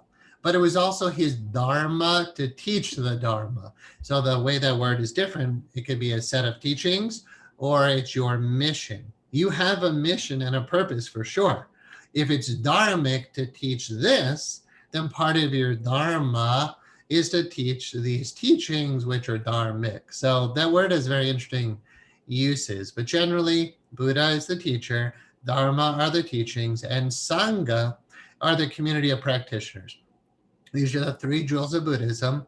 It's wise to be a teacher who is in harmony with a reliable core set of teachings, and it's wise to create communities where people can practice together and support one another. So I see my language as I read here. It's wise to. I feel it's wise to, but it doesn't mean you have to. Create harmonious, loving, harmonious relationships that are professional. And this Buddha Dharma Sangha model has been in Buddhism for 2,500 years now, so it works. All right, next, be creative. Consider using various methods of teaching, such as PowerPoint presentations, videos, audios, social media, workbooks, study groups, and even retreats. Nobody likes to just hear audio. They want to see things. They want to see PowerPoints. They want to see PDFs. Having lots of different mediums as a teacher helps to cater to everybody's learning style. And it tends to make this kind of material less boring. Right, because like hypnotherapy and meditation, like it can be sleepy stuff. This isn't football or boxing or something. Right, so giving lots of ways that we change the learning style can be really helpful. And then to relieve tired legs, which need circulation, teach walking meditation. I don't teach that here, but it's not hard to learn. In Zen practice, walking meditation is called Kinhin. You could spell that Kinhin or Qinhin, Kinhin. And basically in between meditation sittings, like you'll sit for half hour and you walk for 5 minutes. Sit for half hour, walk for 5 minutes, but you're not walking aimlessly. It's walking meditation. And if you're leading longer groups beyond a half hour, you're going to have to acknowledge people's legs are falling asleep. And even if you can sit for an hour, yeah, you might feel really good about yourself, but everybody else in the room is suffering, they're miserable, and they don't come back. So 25 minutes is a good solid meditation period. Almost anybody can get through that. If they can't, they should not be in lotus or half lotus or quarter lotus. They should be in the seiza position, or they should be in a straight back chair. Those are the 5 we've talked about. Best positions for this type of meditation. But yeah, if you can't do 25 minutes in lotus, you should find a variation. But typically sitting periods, when I did it in Massachusetts, when I first opened, we did an hour every morning and an hour every evening. And that's why I burnt out. I was seeing 25 clients a week and teaching meditation every morning and every evening. It was too much, hint, hint. So, but the morning meditations were like from 6 to 7, something like that. Again, it was kind of monastic. It was what I was moving towards. And we would sit from like 6 to 6:25. So sit for 25 minutes, take a 5-minute, just a stretch break. I didn't make them do walking meditation because we're not a Zen center, Zen monastery. So it's like take 5 minutes, go to the bathroom, stretch, but be quiet, mindfully walk, do whatever you got to do, but don't check your emails or text or phone. Just 5-minute little break, quiet, and then come back, sit for another 25. You can use the bell. If we do a retreat together, you would know what it's like. You can ring a bell when the meditation starts, and then pretty much you don't move or don't talk until you ring the bell. Like nobody's allowed to move or talk really. Again, we're not walking around with a whip, but just generally ring the bell. Everybody sits for 25 minutes or a half hour, ring the bell again. And I like to bow in and bow out. But this is not a religion. And when you teach a class, you might feel like, look, I'm not an abbot of a monastery. I'm just like, I'm a friendly yoga teacher who teaches meditation. So you don't have to be rigid about it. But you could be, I feel like this could be and probably will be on a true Anahat centers and true Anahat monasteries someday. I've always felt that. I don't know what I'll see in my lifetime, but I do see this going way beyond my lifetime. So yeah, it could be a complete monastic life, or it could be a weekend workshop, or it could be a Wednesday night meditation class. I would just say do what feels right for you and your type of students. The model is know your audience.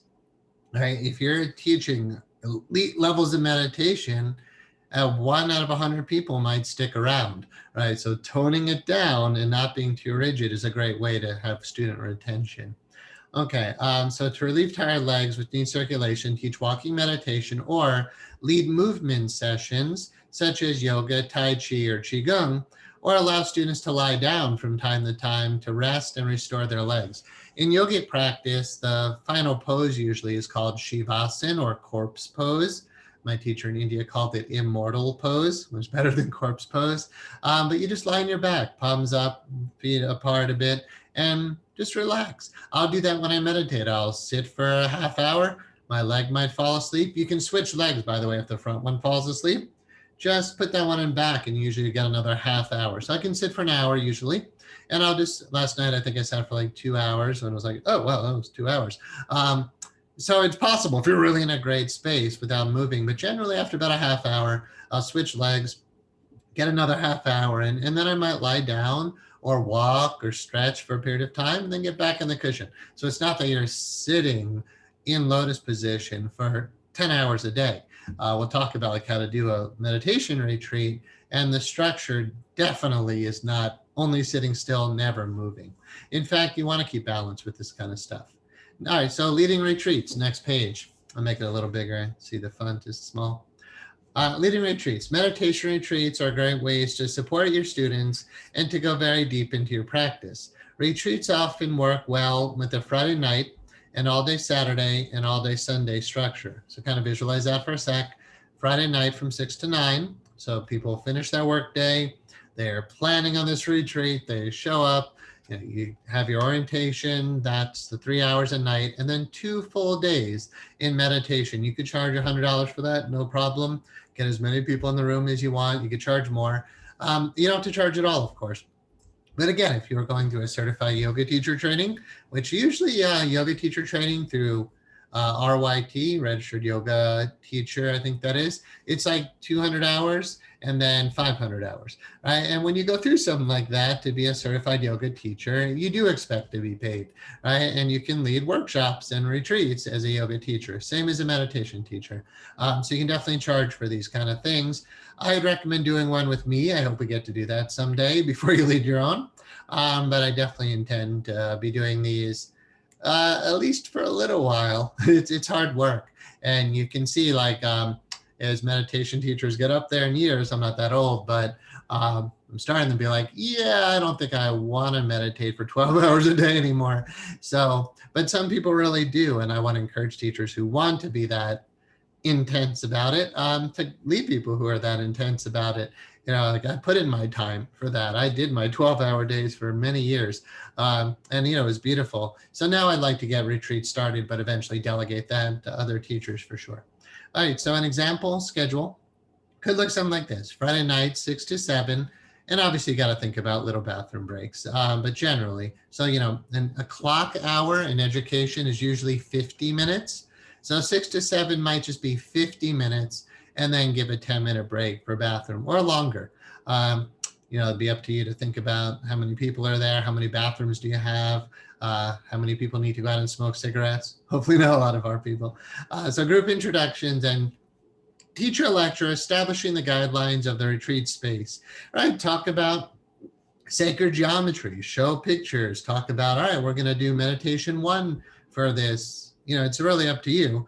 I'm not making it that rigid, but it's from 7 to 9. And that first night, maybe everybody just does descending, right? Or if you're like, no, it's nighttime, let's all do ascending together, or let's all do heart-centered to get started. I don't really care. It's going to be up to you and your intuition about what you teach.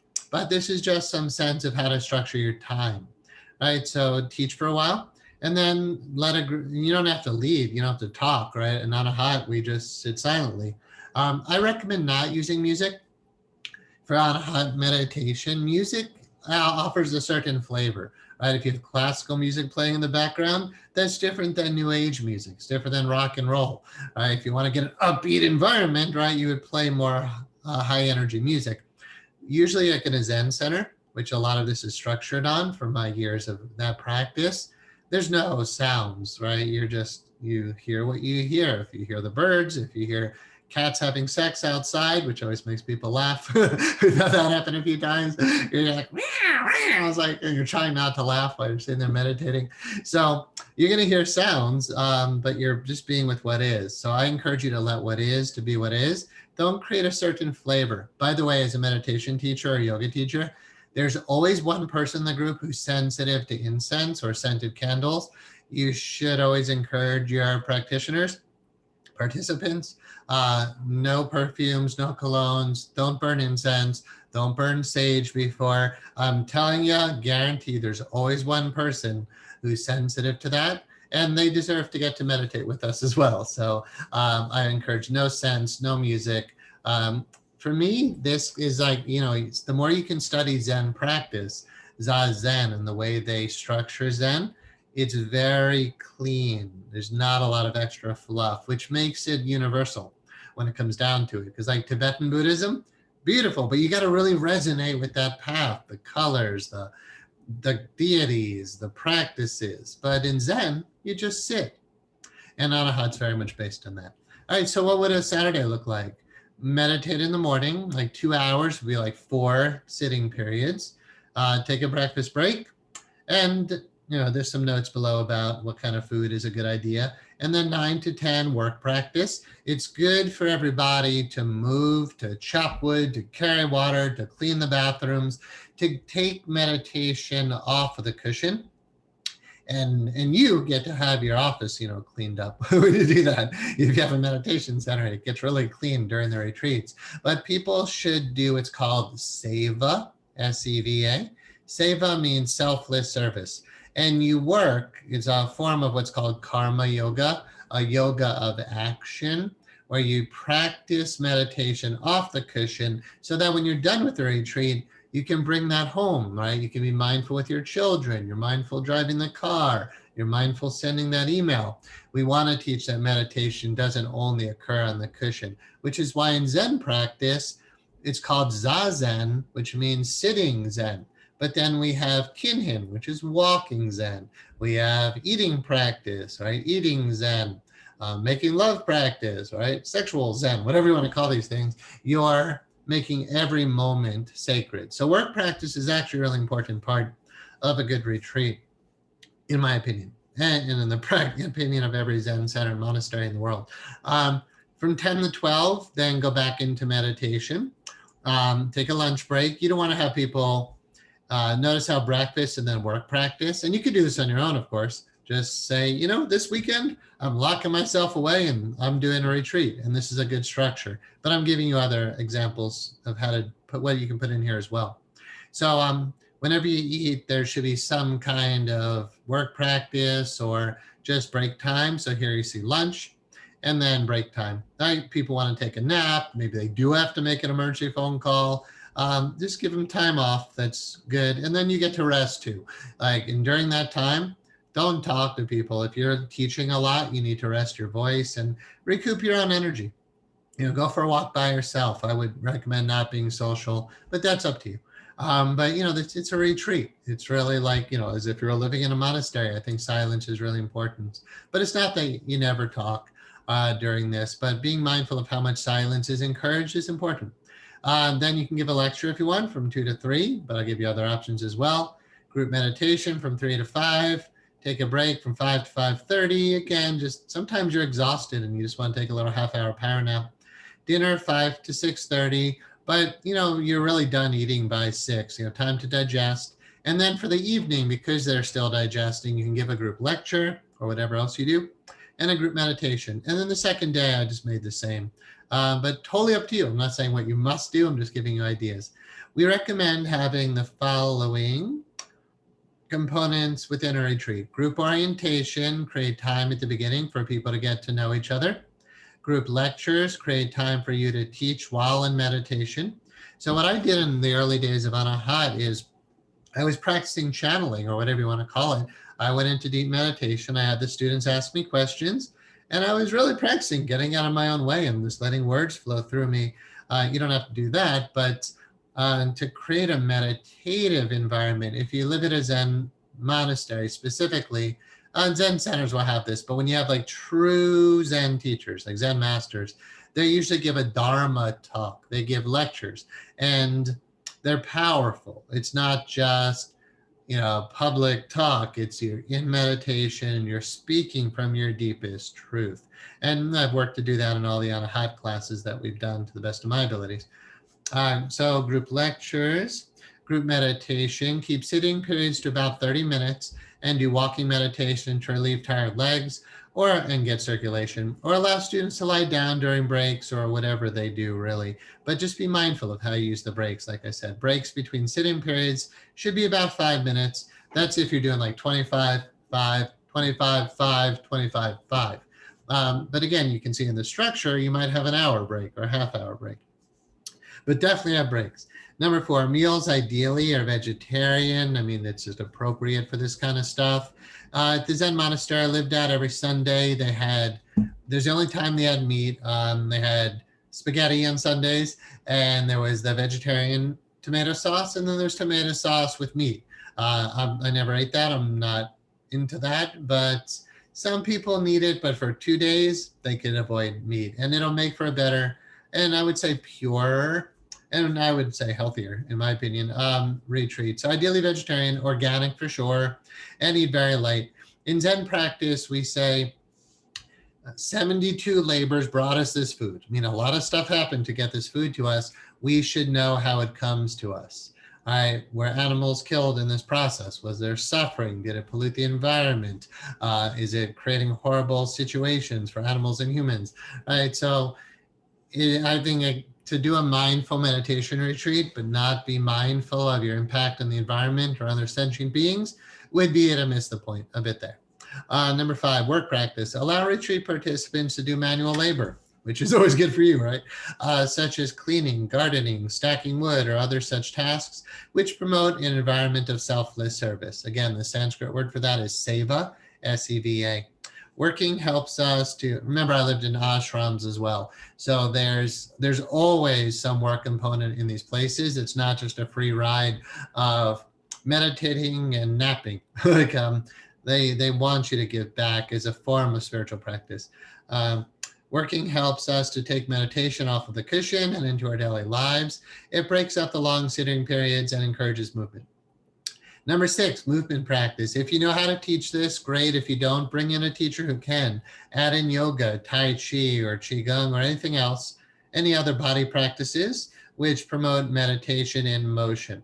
I lived at Kripalu Yoga Ashram, and the whole idea of Kripalu Yoga is it's a meditation in motion. So while you're holding a pose or moving vinyasa into another pose, it is a meditation, right? And again, I've been practicing Tai Chi and Qigong since I was about 22 or so. After doing that for 20 plus years, I really significantly feel the difference in my body. So I can't recommend bringing that in enough. I don't think I'll be teaching you guys formal movement practice, as I've alluded to, but I can tell you, like, the way my body moves and feels is extremely light and flexible. And I don't feel a single blockage in my body. Every knuckle feels loose and open. And that's not just from meditation. It is from yoga, stretching daily, and doing Tai Chi, Qigong exercises. Break time. Allow people time after meals for shower, naps, emergency phone calls, etc. And then number 8, I would encourage you Insist on a cell phone free and computer free environment for the entire retreat time. It's wise to have one phone number. Like before cell phones, if you go to a retreat, you would know the number of the homeowner if it was at their house. And then if there was an emergency, your family or friends could call that number. The retreat leader would check, every few hours, see if there's any voicemails, and would let you know if there's an emergency. I don't think people should always be checking their phones in this day and age because they're like, oh, I didn't get a voicemail, but I got a text, I need to look at it. Or, oh, maybe there's some emails I need to check. Or let me check my bank balance right now. Or what happened with the stock market? You shouldn't, if you open your phone, you have way too much data. So I would recommend just tell everybody, shut your cell phone, leave it in the car. This is my phone number. Tell your family and friends to call me if they need you. And every few hours, I'll check and I'll let you know if there's an emergency. But for this time, the world can do without you, right? Like this is retreat. So that's what's listed there. Number 9, one-on-one time with the teacher. This takes a bit of, I was going to say chutzpah, if you know the Yiddish word about like having some balls. It's kind of what chutzpah is. But what I mean is to hold space for students one-on-one during a retreat is a rather advanced way of teaching. You'll see this in Zen centers and monasteries where you have one-on-one time with the Zen master, and it's an intense process. You're sitting meditating in the whole group, but then when it's your turn or your group's turn, like a few of you, it'll be your turn, you go and sit outside the teacher's door, and then the person before he goes in, you're sitting there waiting, meditating, to talk to your teacher, and that person comes out, you go in, you bow at the door, you bow in front of the teacher, you sit in meditation, and you just look at each other. You never know what's going to happen. Sometimes it's called Dharma combat, where the teacher's challenging you. But usually you'll hear a question like, what is your practice? Are you counting your breaths? Are you doing mantra? Are you doing koan practice? You might say to your students, what is your practice? Are you doing meditation 1? Are you doing meditation 5? Where are you at on your practice? And then you could work to help your students to progress on an individual basis, because if everybody's just meditating in a group, unless there's a Q&A time for the whole group, which there should be, but one-on-one feedback from you as the teacher. I just think you have to be a bit more advanced to truly hold space for others. Like you can lead a meditation retreat with meditators who are more advanced than you if you don't have to guide them. But as soon as you sit one-on-one with somebody, you have to be ready to process their ego, to move them through their pain, to talk about dark nights of the soul, to answer spiritual questions about their mystical experiences they had. And, I would think if you had to say, God, I don't know, it'd be okay. But I'm just going to suggest one-on-one time with you as a teacher in a retreat really requires that you could hold space for any student, no matter what they're going to present to you. Number 10, art practice. Longer retreats can allow for group time for drawing, like a separate time. You go alone on your own and you can paint, you could write poetry, you could do creative writing, or whatever other forms of expression students like to do. But art practice is similar to work practice, where we get meditation off the cushion.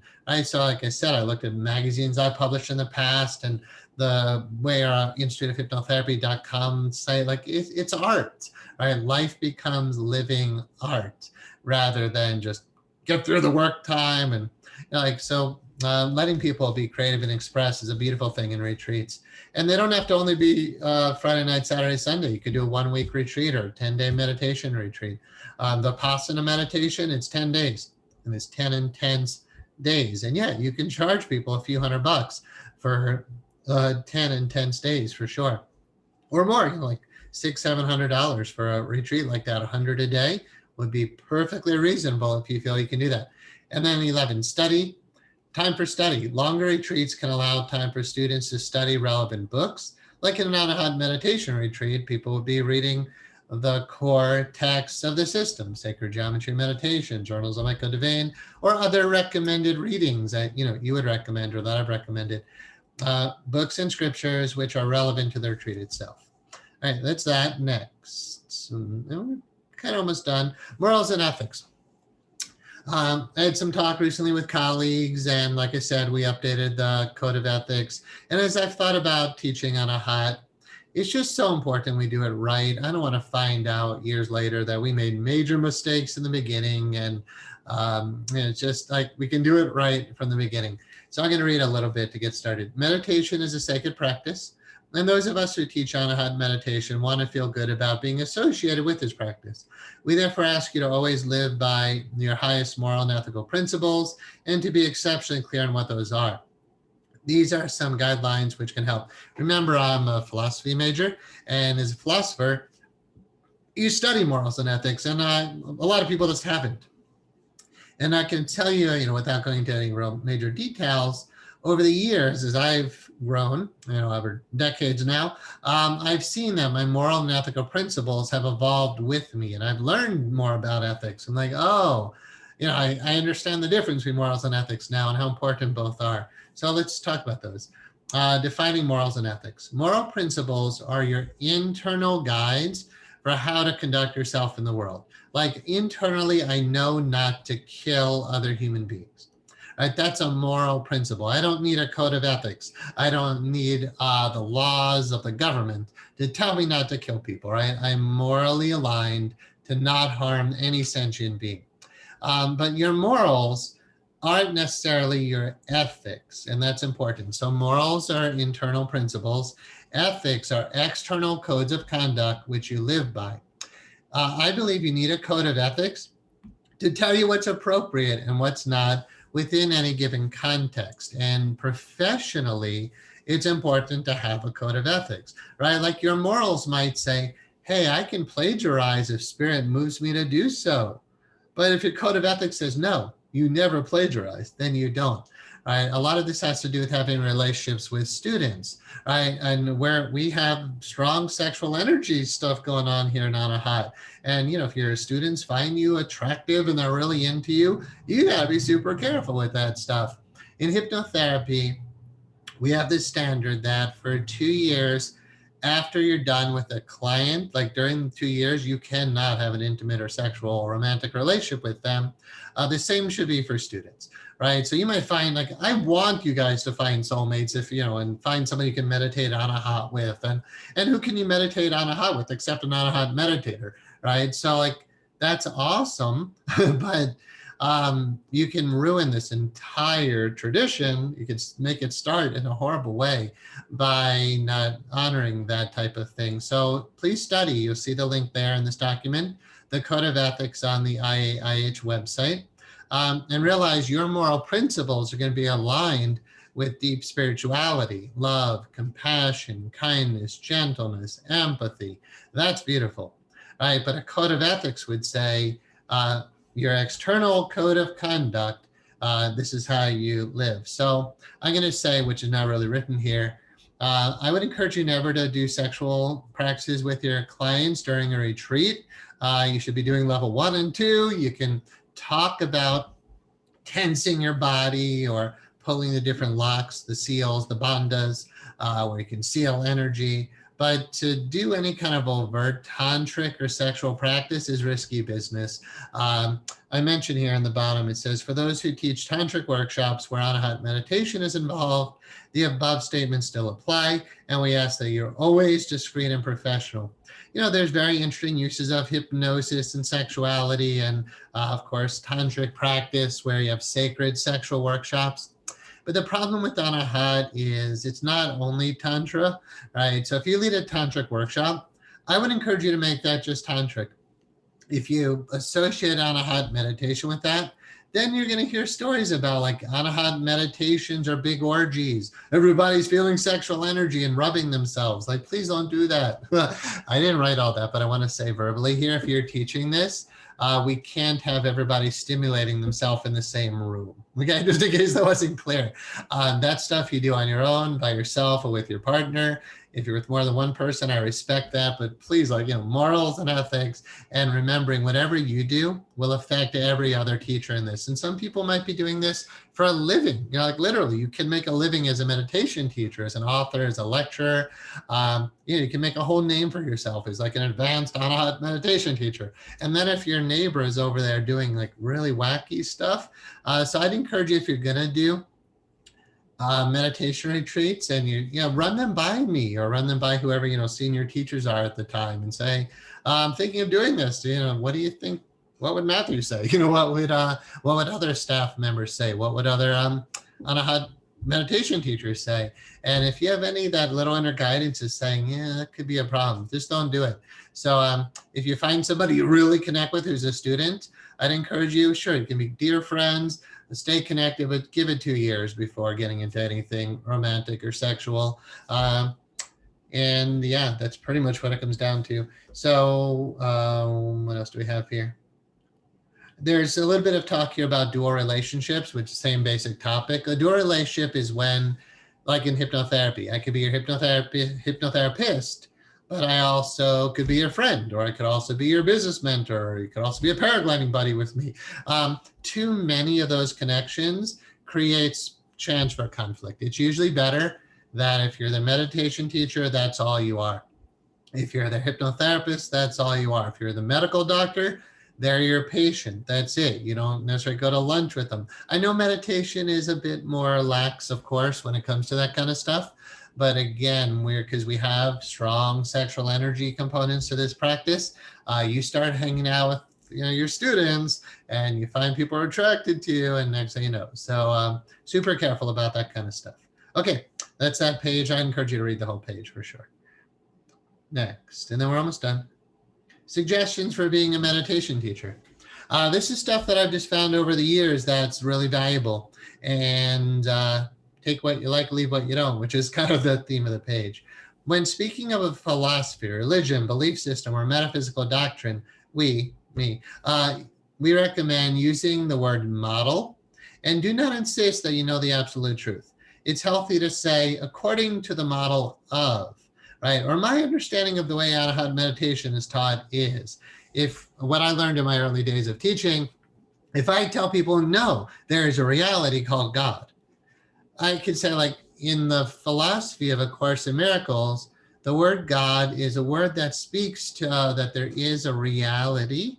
And my experience is I've been able to tap into that reality, but not, no, this is the absolute truth. That comes across as arrogant, egoic, superior, elitist, and those aren't the morals or the virtues, right, of what it means to be a spiritually based meditation teacher. So just using the word model, like if you say, Matthew, is there reincarnation? If I say yes, then like, who am I to be able to say yes? If I say, according to the model of yogic philosophy, according to the model of Hinduism, according to the model of Judaism, right? I'm a religion philosophy major. I can answer these questions through the traditions I've studied, but I never claim, I don't think I ever claimed to have absolute knowledge on a topic. I'll frequently say, according to A Course in Miracles, if you ask me an opinion about something, it's like, it's not my opinion. It's, well, the best way that I understand this philosophy or this model of things is. That really helps to reduce the critical feedback of your students. Because you say things that are of your own ego, and students, meditative students, they'll sense it, and they do. And, people pick up on my ego, and that's cool. But I feel like it's toned down enough that the message comes across ideally without a whole lot of that kind of stuff. So I encourage you to be conscious of that. Do not claim to right. It's to say, do not claim to be right or to be the sole end of knowledge. A meditation teacher should be humble and should admit that others are entitled to their opinions as well. Respecting other people's points of view is the basis of being a good teacher. Next, do not teach unless someone asks you to teach.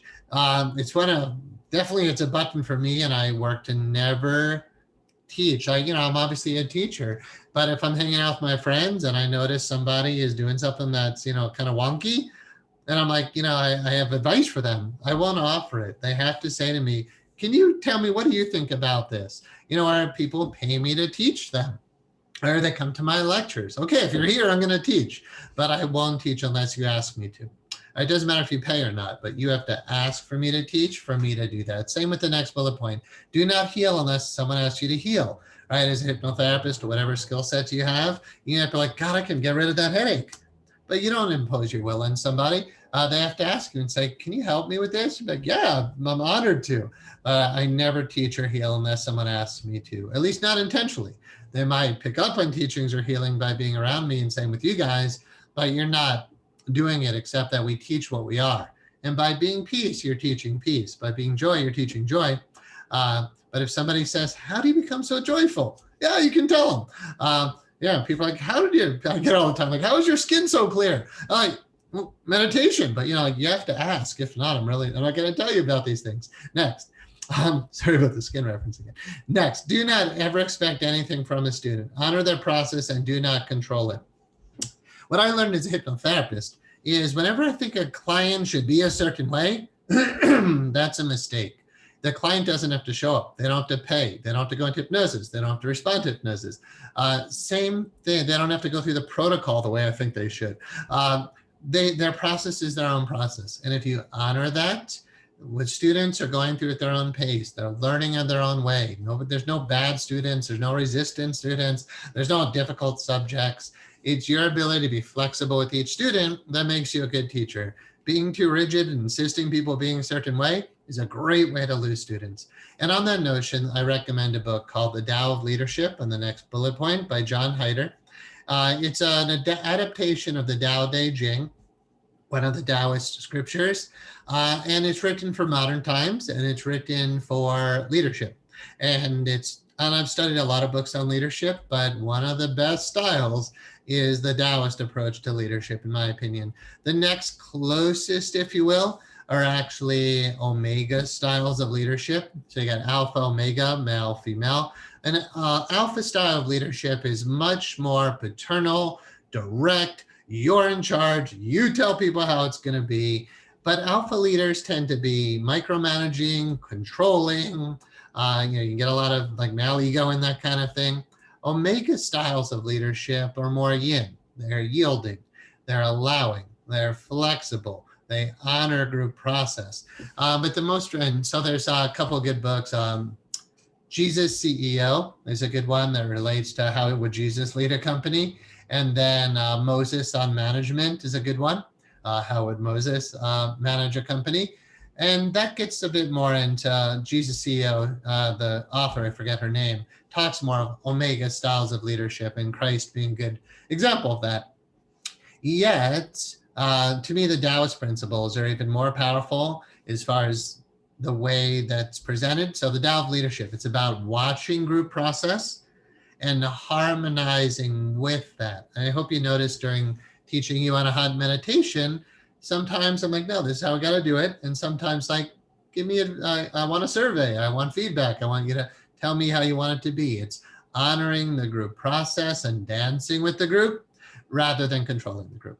Next, honor the way Anahat meditation is taught and practiced, yet allow for each individual student to adapt their style of practice as needed. For instance, I told you this already, if someone cannot sit on in one of the 5 recommended seating positions, then allow them to position their body in the most conducive way for them to practice. Hold to the highest standards that you know, yet allow students to grow into those standards and honor their limitations as you pace and lead them to ever greater levels of success. So if I have a student that's struggling with something, I have to honor where they are, pace their reality, which means, okay, I hear that your legs hurt. I hear that you're tired. When I lived at the Zen monastery, I remember being horribly exhausted and I'm meditating and I'm just like constantly falling over, almost falling over, like, wait, like, oh God, like I just fell asleep while I'm sitting up. And I went and talked to the Zen master about that. I'm like, it's really hard. We're waking up at 4 a.m, meditating till like midnight. I'm running in 4 hours of sleep and I need more than that. I'm exhausted. What do I do? And other people don't have that issue. So everybody has their unique challenges when they're in more intense meditation, and honoring where they're at and gently leading them to higher levels of success, to me, is more important than not letting them in the group, right? Next, but there's got to be a standard you have, right? If you have somebody meditating and they can't sit still, we had a gentleman when we were meditating at Zen retreats, he would use his rosary all the time. And we meditate with eyes open in Zen. So I got to watch this guy over there flipping his rosary and hearing it. And it was distracting. But what they say in Zen is mind your own practice. Right? Even if he's not doing good practice, even if he's moving or making noise, you could hear people breathe. Like, you hear it through their nostrils. When you sit next to somebody in meditation, you shouldn't be able to hear them breathe. You should breathe so quietly when you meditate, you can't even hear your own breath. right? And like, you shouldn't be disturbing the people next to you in a retreat or in a, monastic kind of situation. But when somebody's doing that, you don't correct them. You just keep meditating. They'll change. Eventually they'll go away. That'll stop, whatever. Nothing's eternal, but you just keep meditating through it. So that's that point. All right, next, empower students to go beyond you and create more masters and master teachers. All right, the idea of a guru is somebody who's like always up there and then everybody else is below. I want my students to go beyond me. I want people to make more money than me. I want to see people be ever more successful. It shouldn't be the other way.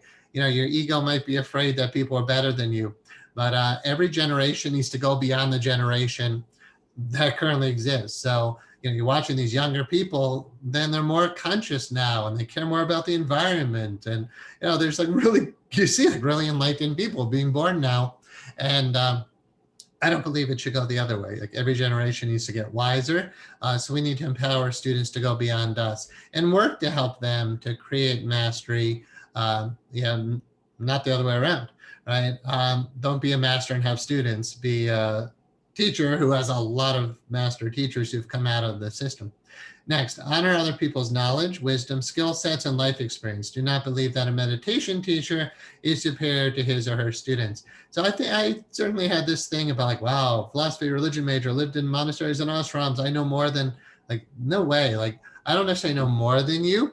If we sit down and talk about what you're into, you know more than me. Right? Some of you might be a doctor. You know a lot more about medicine than I do. Right? I just know something about meditation, but you know a lot about other things too, and that's valuable and important. I don't believe that meditation teachers should create duplications of themselves. I'm not here to create more Matthews.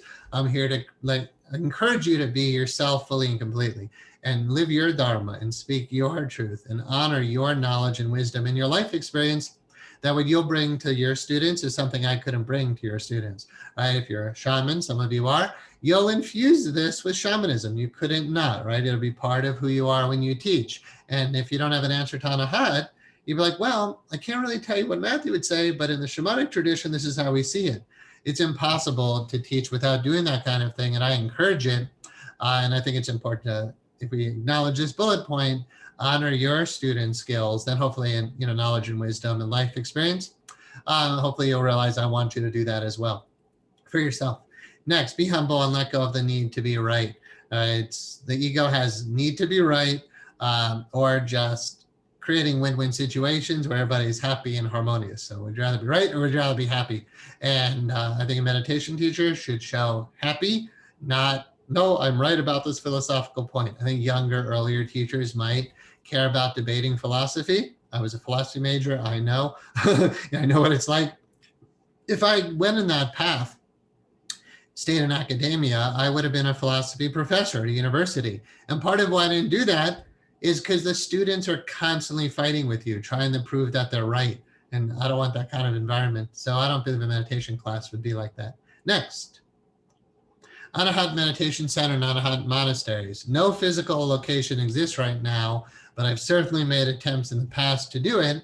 So I kind of feel like that energy is there. If this is only online moving forward, whatever, the teachings are the teachings. But if you feel inspired to open an Anahat Meditation Center, as long as you're a certified teacher, you would be able to do it with our permission. And here's what it says here. Anahat meditation can absolutely be taught out of designated Anahat meditation centers. To utilize our names, the names listed below, please contact the senior staff member, which would be me for now, of Anahat Education Group. Right, Anahat Education Group does exist. We have a core team. I'll be training one of our key staff members on Tuesday about the system so that it can be, everybody on the team can understand it. People who haven't gone through this system. So, we have a core team of staff. And anyway, right now I'm the person for Anahat meditation.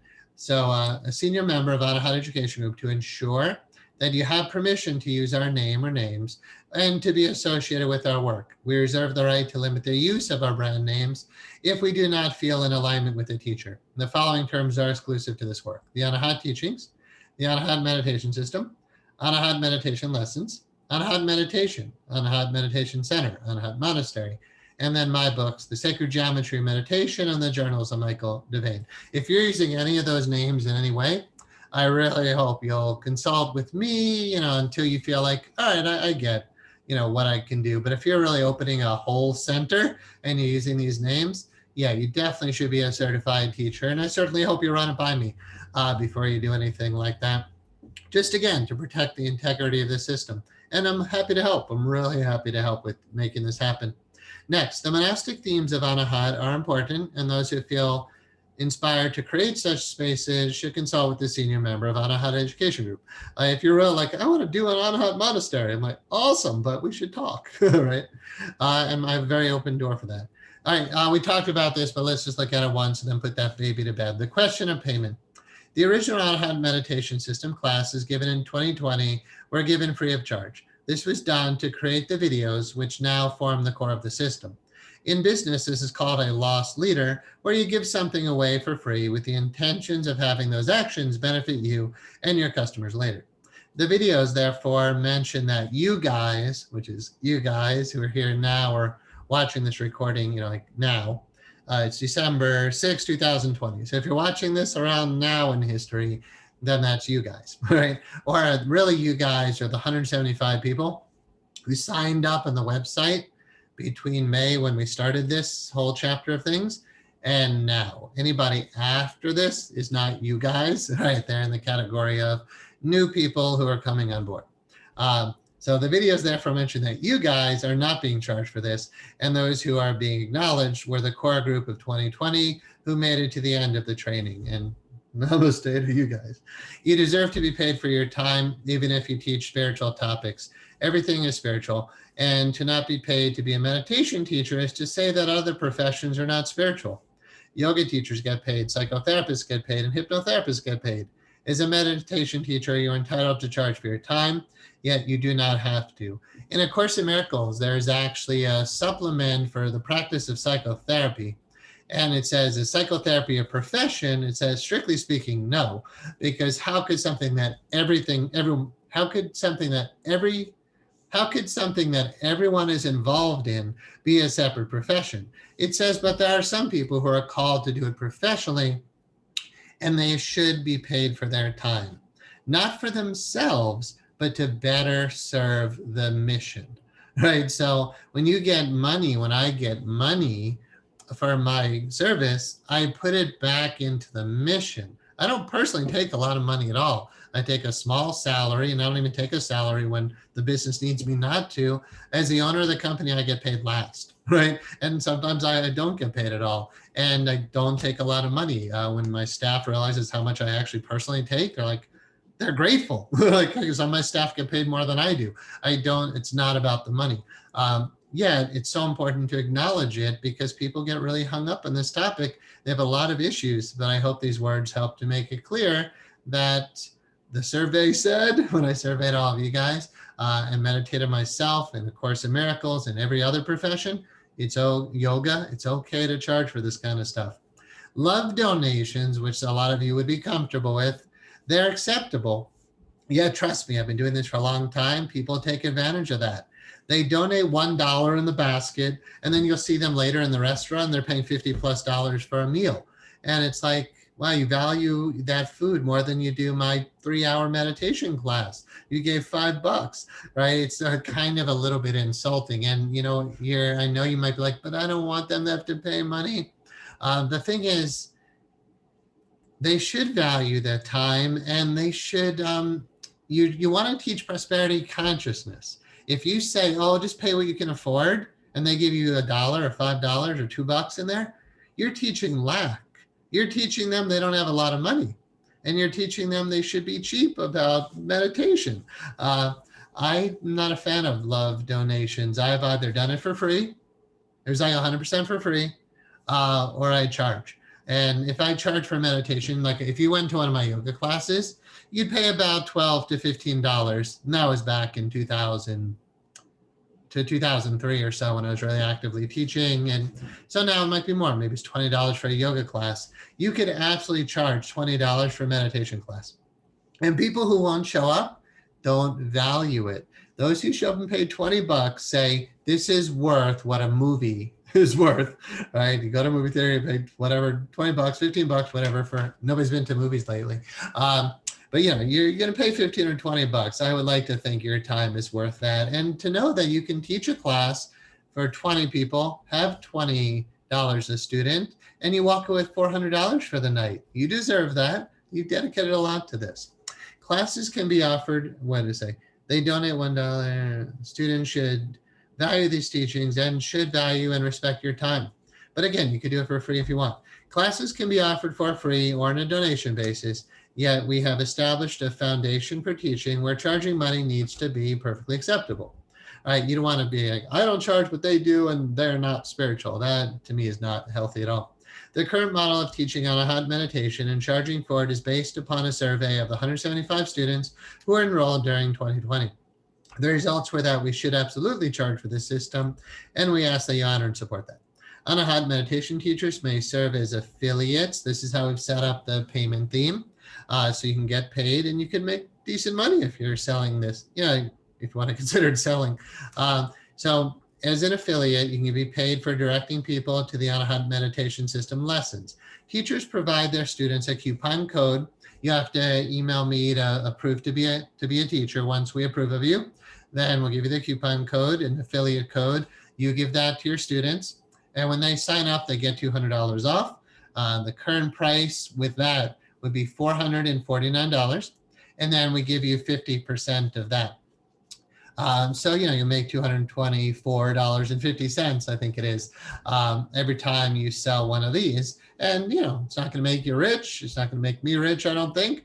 But again, we've talked about why we're doing that. Okay, so it's an affiliate system, and you'll have like an affiliate or coupon code to give to your people if you want to be part of that.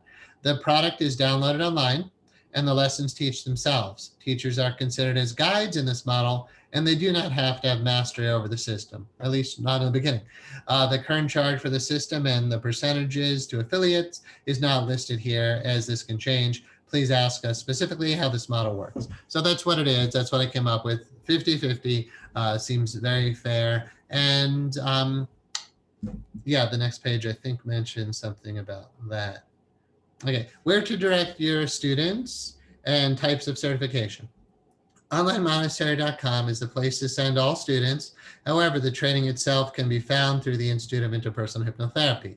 That was a recent, realization. That's the way to keep this alive for a long time. The Institute of Interpersonal Hypnotherapy is designed and currently being designed even more to outlive me and to outlive our current teachers. So to ensure Anahat remains in place, putting it part of the school really is going to help to ensure that. Because the school has the resources to be sure websites are paid for and staff monitors all that, where Anahat doesn't have that right now. The Anahat meditation system is now considered a 100-hour course of instruction through the Institute, yet it can stand apart from it. Certifications. The IAIH, provides students who complete the 100-hour training course with their certificate of completion. So if you're a hypnotherapist and you want to have CEUs, it's the IAIH, our association, that provides those. But that's separate.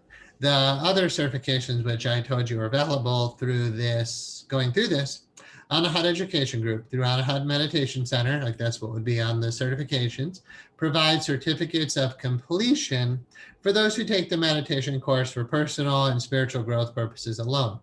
All of the standards of page 8 are required, page 8, which is, let's just show you. These standards, like all the things you have to check off. If you do all of that, then those are the standards. So standards on page 8 are required for this certification as well, even if the student does not plan to teach the system. All right, so it's the same standards, but if you only want a certificate of completion, then we'll give you that. But if you do want to be a certified teacher, requires that all standards on page 8 of this training guide are completed and that a reasonable period of time is passed to ensure competency in teaching. So what is reasonable? I don't know, some of you have never meditated, maybe 2 years is reasonable. Some of you are like, I got this thing. I can totally teach this. I understand it all. I already was attuned to it. It just helped me to refine No, I'm like, all right, we talked it out. We did some emails. Yeah, you're good. Start teaching. So reasonable might be tomorrow. And for others, reasonable might be a year or two from now or more. But again, I think you'll know in your heart and I'll know in my heart. And that's what it says. It says, please listen to your heart about when the time is right for you. And we will listen to ours as well, which is me. But I say we again because, yeah, hopefully it's not only me. Whatever, being an affiliate. When you have someone who's ready to learn the system and to be your student, please give them your personal affiliate coupon code, which again will provide to you once you've applied and been approved to be a teacher. We will pay you monthly for all sales which occur through you. If you make more than $600 per year, then you'll be asked to fill out the appropriate forms to become a subcontractor of Anahata Education Group Incorporated. You'll be responsible for filing all taxes. So if you're you have, like, this won't be your profession most likely.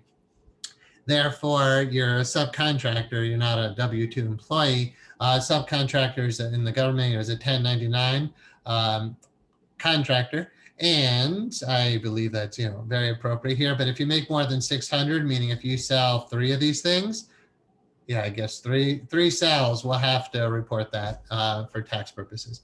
To have your students begin the training, please provide them the following links. All right, so you got, when you have this document, you'll have those links. And then I showed you on the website on instituteofhypnotherapy.com where you could go directly, or Online Monastery has those links as well. But these are the actual links you could put in an email and send to your students or whatever.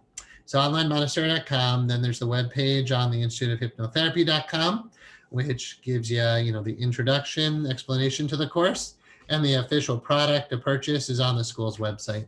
Again, we had to do it through the school because of the infrastructure to be able to deliver the product. OnlineMonastery.com does not have that kind of infrastructure, that website. Okay, what else do we have? Probably just concluding words. Above all else, I want you to succeed in teaching the system in a way that is harmonious for you. If you are truly a certified Anahata meditation system teacher, then, it's the wrong use of the word then you are very dear to me. And that's true, even though I need to proofread this document. Then you are very dear to me. Yet it is important that you teach and promote yourself in a way that everyone who is part of this organization can be proud of. Please be conscious of other teachers and what we at the core of this work are doing. Please act in harmony with us and in alignment with our highest values and ideals.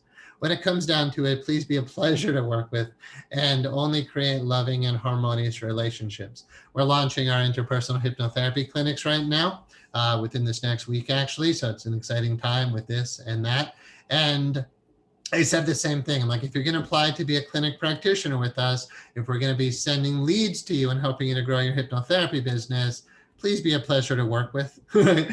Same with this, we just want people that we love being in our space to be part of this. So, no conflict, no drama, just leave that in your past. And everything moving forward is win-win, loving and harmonious. If it's not, just, go do something else. But, you guys who are here, I know you resonate with loving and harmonious. This work needs to outlive us all, and you are part of a team who will work to disseminate these teachings for many years to come. Please be a positive influence in this work and remember how important your decisions are. Remember to always choose spirit over ego and let go of the need to be right. Realize how your actions affect others and always strive to do your best in harmony with all that is.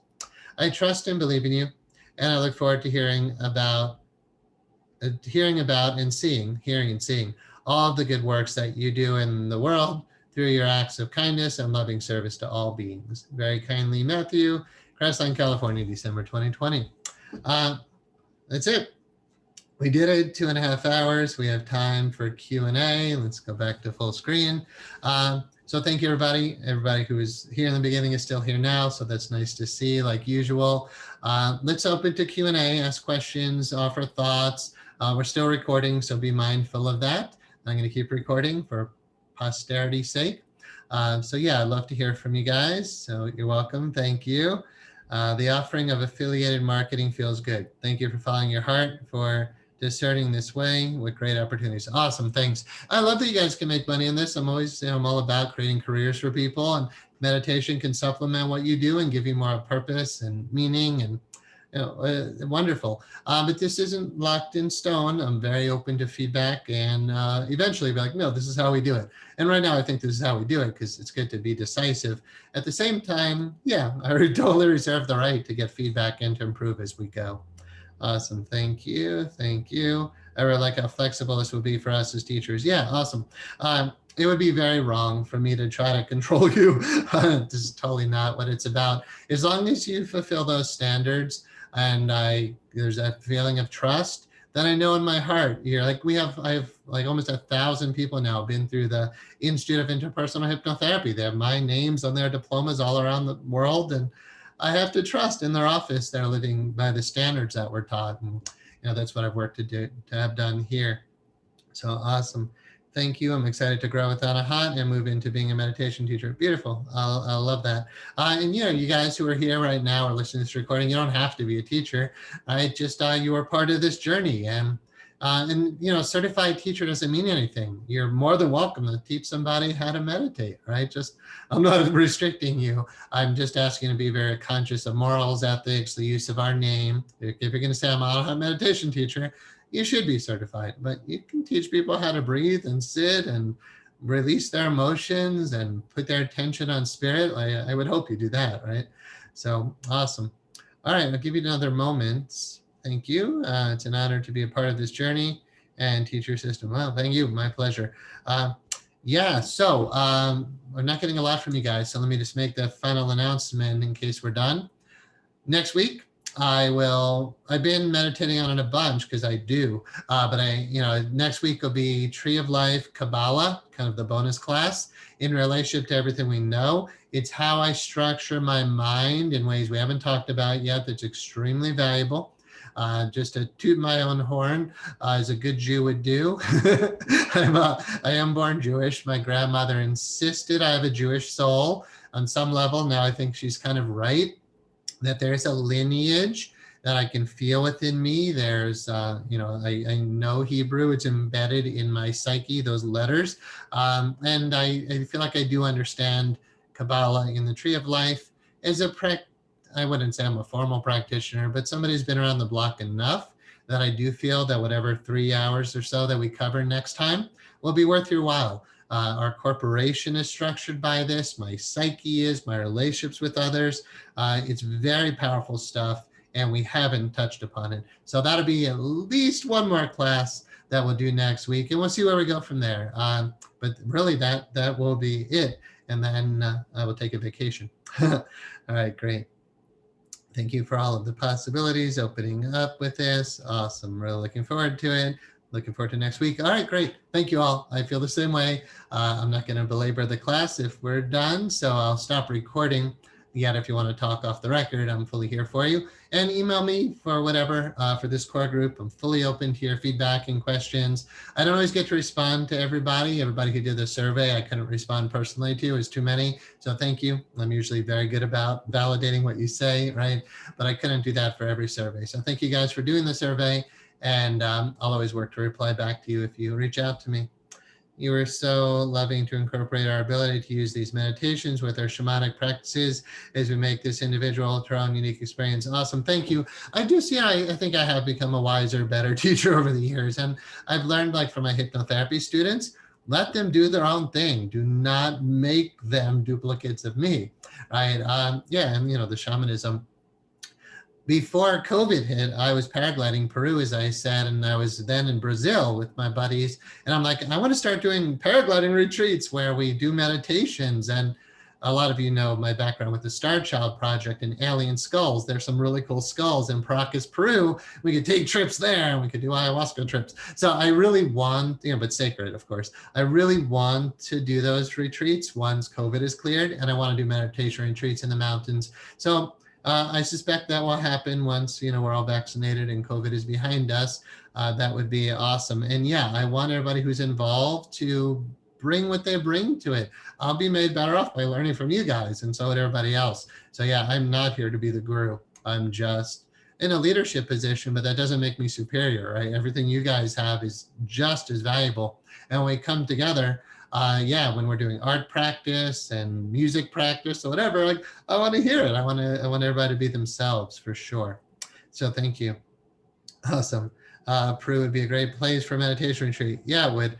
No, I've got it all planned out. I've got staff. I have people like, if you want to go paragliding with me there, I've got people who can take you flying. It's all right to go. It's just, we got kiboshed by COVID, but those of us who have survived this horrible time, yeah, we can make a really beautiful thing in the world moving forward.